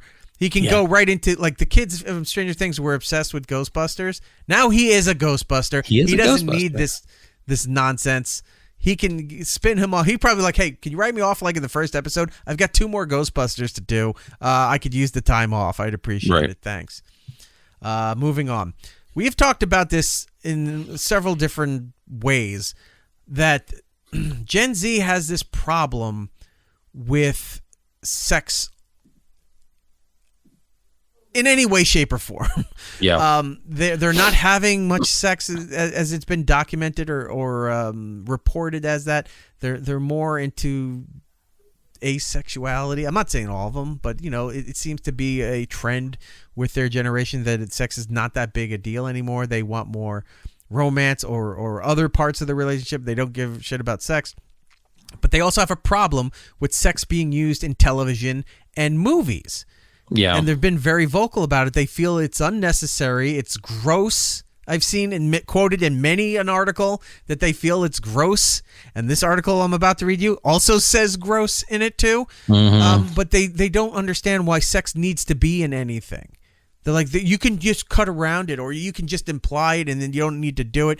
They don't understand nude scenes. They don't understand any of this stuff. Now, you could go back a ways in Hollywood and say, hey, look, there was some gratuitous sex and nude scenes that actresses were forced to do in order to keep their career. That They had to get topless. They had to get nude. There were a lot of actresses who liked doing it because it was a way of getting attention or advancing their career or whatever.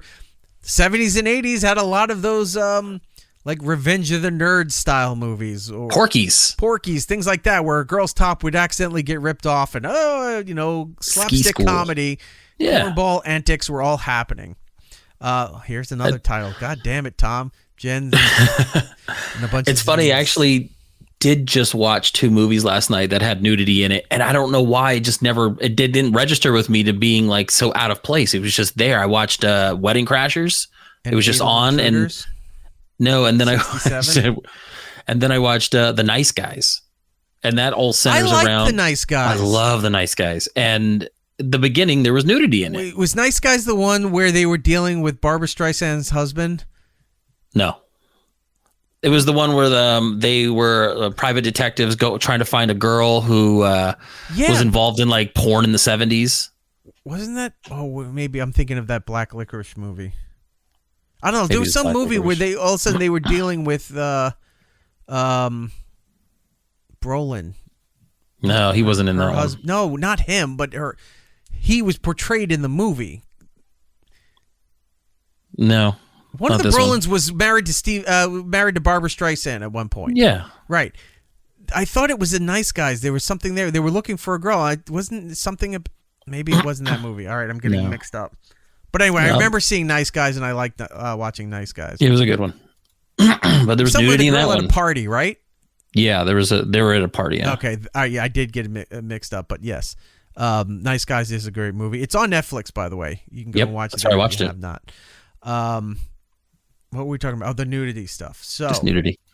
The article closed out on me. Of course it did. Here we go. So the other day it was trending all over Twitter, X, if you will, about some kind of scenes, plural, that Jenna Ortega is in this new movie called Miller's Girl. And it's a sex scene with Martin Freeman, if you're not familiar with him. He's Tim from the original British Office. He's Bilbo Baggins in the second trilogy of the Hobbit movies. The Hobbit movies. He's in a movie I enjoyed, but a lot of people didn't seem to like it. Hitchhiker's Guide to the Galaxy. I love that movie. Right? I watch it every year. He's in a lot of stuff. You know, if you've seen him, he's in Marvel. He's in the Black Panther 2. Mm-hmm.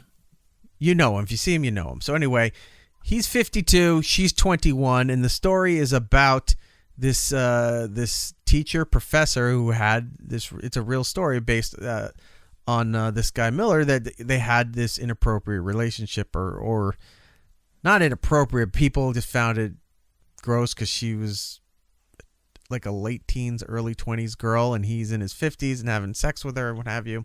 I'll read you the article here. Jenna Ortega, the title is How Jenna Ortega Felt About Filming the, quote, gross sex scene with Martin Freeman in Miller's Girl. Jenna Ortega had no issues filming the sex scene.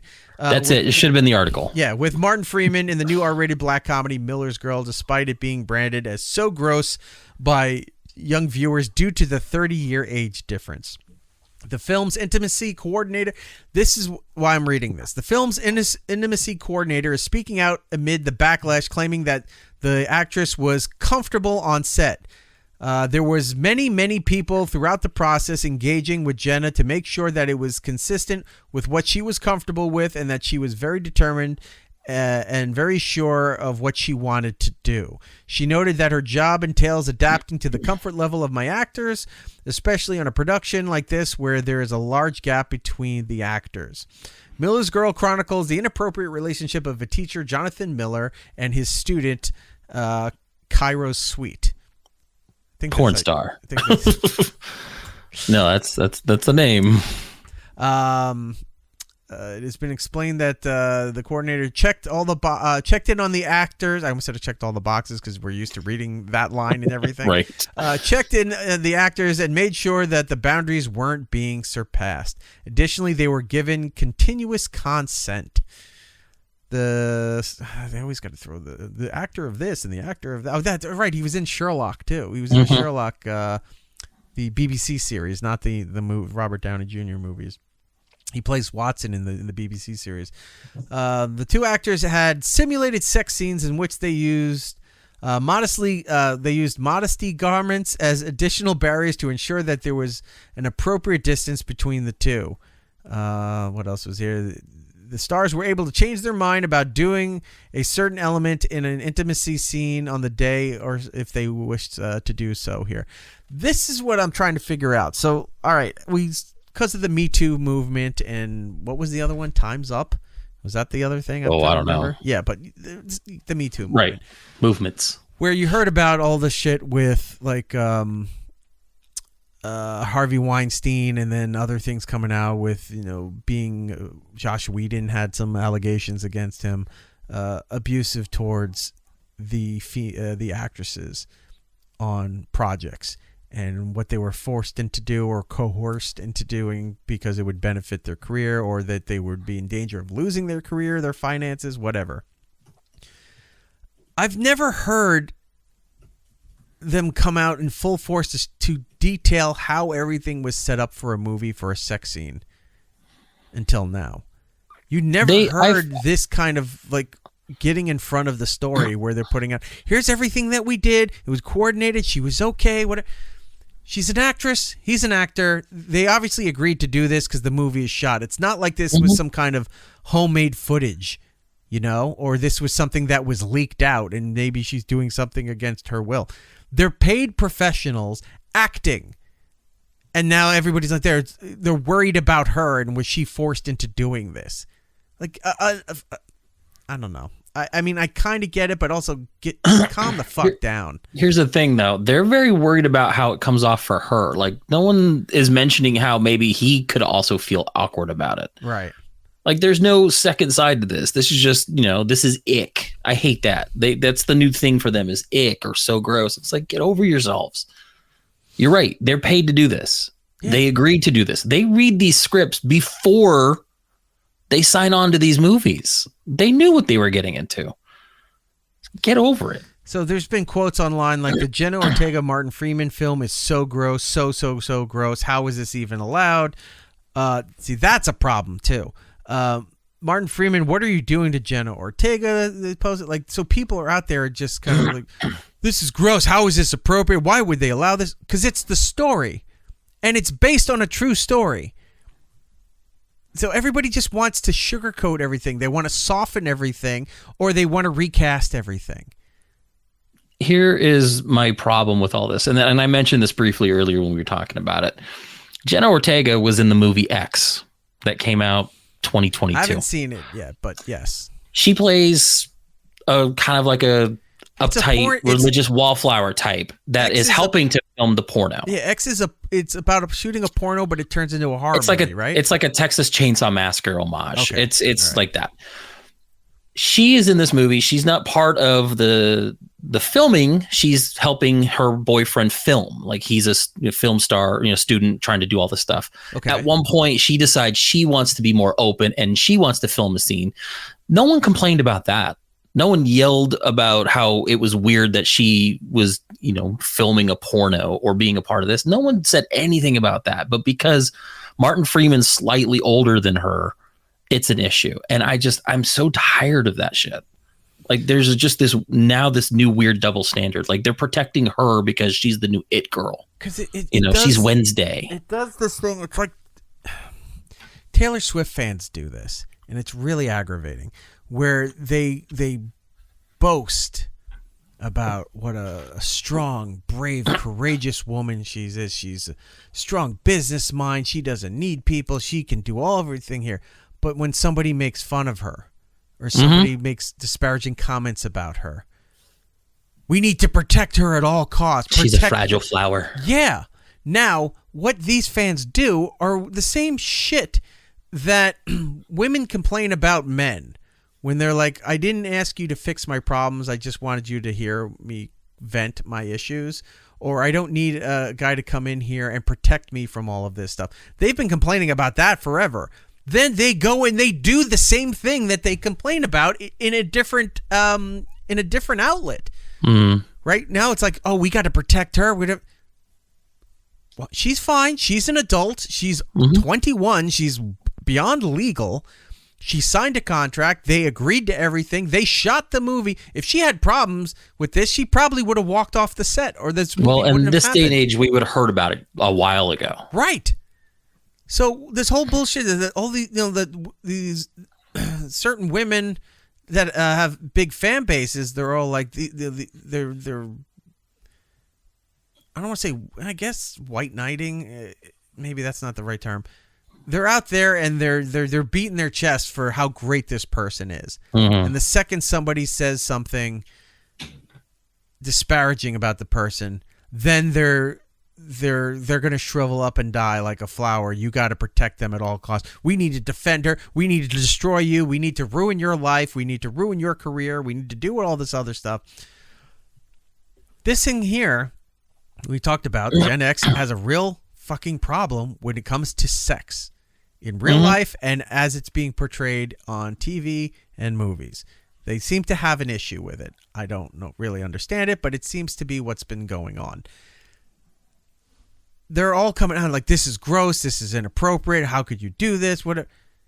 They're fine with it. The movie company's fine with it. The actors are fine with it. You don't want to watch the movie? That's fine. You don't have to. Watch it. Don't watch it. But all this bullshit campaigning stuff online about, we got to do something about this. She didn't ask you to step up and help her or defend her. All of this stuff here. Knock it off. Stop giving the fans a say in things. Right. Enough. There has to be some kind of hierarchy again. We can't have this everybody's equal, everybody gets a say, everybody's opinion is valid. Because it's not. It just doesn't work that way. In some cases, it does. In a lot of cases, it doesn't. This isn't one of those cases where everyone needs to have a say, because if they do, then this movie's not going to get a fair chance. I don't know anything about the movie except what we just read and what was trending this week. That's all people I were know. posting the scene online, like handy cam. Oh, I saw stills. I didn't see a scene. I a video of it. It's not even bad. Like, it's not even that bad of a scene. Yeah, the stills didn't look that bad either. No, it's not like they're like completely nude. You don't see them. Yeah. Get over it. Get over it. You fucking babies. God, the world's going to eat you alive. This is why you have depression issues. This is why you can't function in the real world anymore, because you're so soft. Yeah. Anyway, she's fine. The movie's coming out soon. I'll check it out. Hell, go see it. Everybody go see this movie. Go see this movie. Go just to piss them off. Piss off the squares. Go out there and watch this movie and support two fine actors. Please do that. All right, wrapping up segment 2 here. This is not anywhere in my area of understanding or expertise, so Jordan, I'm going to have to default to you. What is Funimation? Funimation. Funimation was an anime service that you can subscribe to and watch, whatever anime that was out that you're into, One Piece, whatever, what have you. They also you were able to buy seasons of your favorite shows and stuff like that. Well, there was a competing one called Crunchyroll, and they absorbed them. That I know because I've seen them at all the Comic-Cons. Exactly. Yeah. So they were kind of like the competitor that ended up buying out or absorbing Funimation, and for the longest time they kept the two services separate. Right. Well, as of April 2nd of this year, Funimation will be officially ending its website and app service. Since 2021 announcement of Funimation folding into Crunchyroll, anime fans have had the option to subscribe to both services, while Crunchyroll intermittently migrates Funimation's catalog onto its platform. Funimation users will now have 2 months to either cancel their subscription or merge their account with the Crunchyroll account before the app sunsets. Unfortunately, Funimation users who purchased digital copies of anime shows and movies on the platform won't be able to access them on Crunchyroll. The other thing is that the cost will go up from $54 a year to $100 a year, marking it one of the biggest subscription increases for any streaming service I've ever seen. So you're double. Doubling the cost. How big is their library that you're getting? It's a good sized library. I think the biggest issue for me, and when I saw this article, which really pissed me off, is the fact that, and I'm a big proponent of physical media, like buy movies, stop going to these digital movies, stop buying digital, because this is the shit that they're pulling. They decide we're done with the app, you lose all that. So you're not buying anything. You're just renting it for a very long time. Why didn't they transfer it, or wouldn't they transfer it over? Could be a licensing issue. Remember Ultraviolet that used to come with DVDs and Blu-rays, the little purple and white card? When Ultraviolet, I think, was absorbed by Fandango? Fandango, and then it got absorbed into Vudu. No. I think it went to Fandango. And then, because you had Ultraviolet, and then Vudu was already a thing, because I think Walmart owned Vudu at the time. Was the other... Some movies had Vudu, some had Ultraviolet. Yeah. Fandango took over Ultraviolet or absorbed it or what have you. So then you could get your movies through Vudu and Fandango. And then somewhere Movies Anywhere came around. That was Disney's platform. And that absorbed some other things. So now, like, I think the two are Movies Anywhere and Vudu. For buying that, outside of also iTunes if you buy your movies there. Yeah.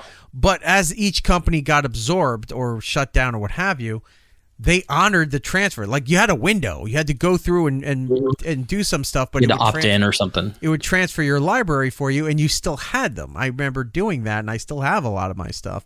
Yeah. I don't understand why, if they're absorbing Funimation, right? Mm-hmm. Why they wouldn't honor, like, even if it's like a 2-week window, you have to go in there and do it. We gave you the opportunity to transfer it over. Why they wouldn't do that?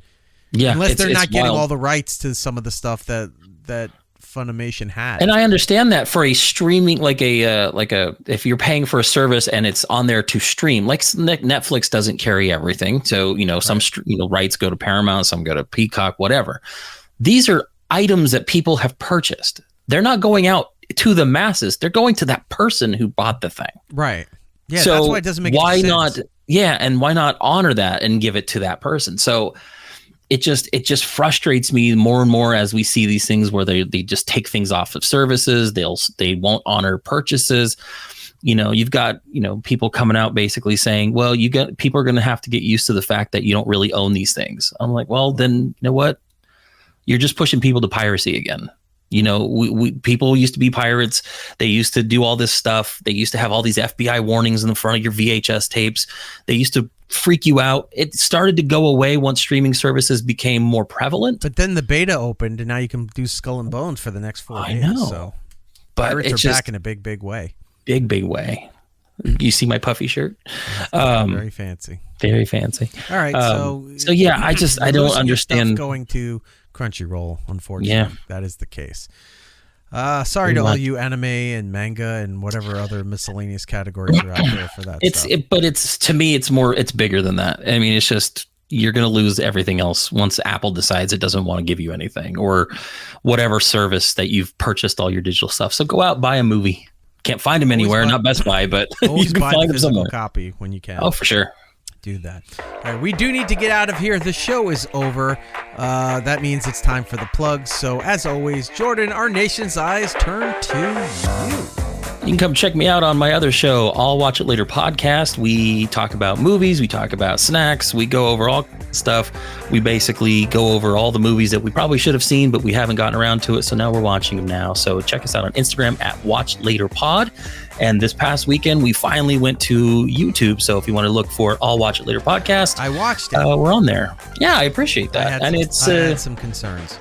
There are things that we're going to work on. We're not all tech savvy and crazy, but I mean, it's a slow process, but we finally, we've been doing this a couple years. So it's about time we moved into the visual podcasting.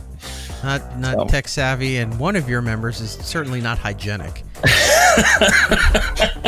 I sent this either the screenshot or I told him your thoughts on his camera prowess. I was very concerned, and I was also a bit disgusted, and a little bit was trying to find any way to report that video, but I did not find one. It is rough to start with a snack show where we have to physically eat and do stuff. So yeah, it'll be a smoother sailing ship going forward. Let's just say maybe 1 floss and then 2 off camera. That would be great. Drink some water, things like that. For me and for the show, it's Eric Nagel across the board on all the social media platforms. If you're listening to us on the iHeartRadio app, thank you for doing that. If you're listening to us on demand through Apple, Spotify, any of those other platforms, do us kindness, if you will, while you're listening or even after you're listening to the program. Go and leave us a positive review or 5 stars or whatever system that they got going on said platform. It does help out the program. And you guys, every week I see the numbers going up, and I do appreciate you doing that. Can't thank you enough. Please continue to do so. If you want to join us live each and every week for the program, you can hop into our live rooms over on YouTube and on Twitch, all under the moniker It's Eric Nagel. Give us a follow there. Hell, you're watching this video, give us a like while you're doing there. Just takes 1 click, and it does help out everything with the show. We do appreciate all of that. Next week on the program, our friend Brian Shea from Game Informer will be here. So much video game news that has been going on that we just haven't talked about because we were waiting to find out Brian's schedule, and it looks like next week he will be here, and we'll get to all of that gaming news and updates. And I think Microsoft might be announcing some big changes next week with some of their properties, so I'm hoping they announce it before Brian. I'd like to get his take on it. They just lay off like 1,900 people?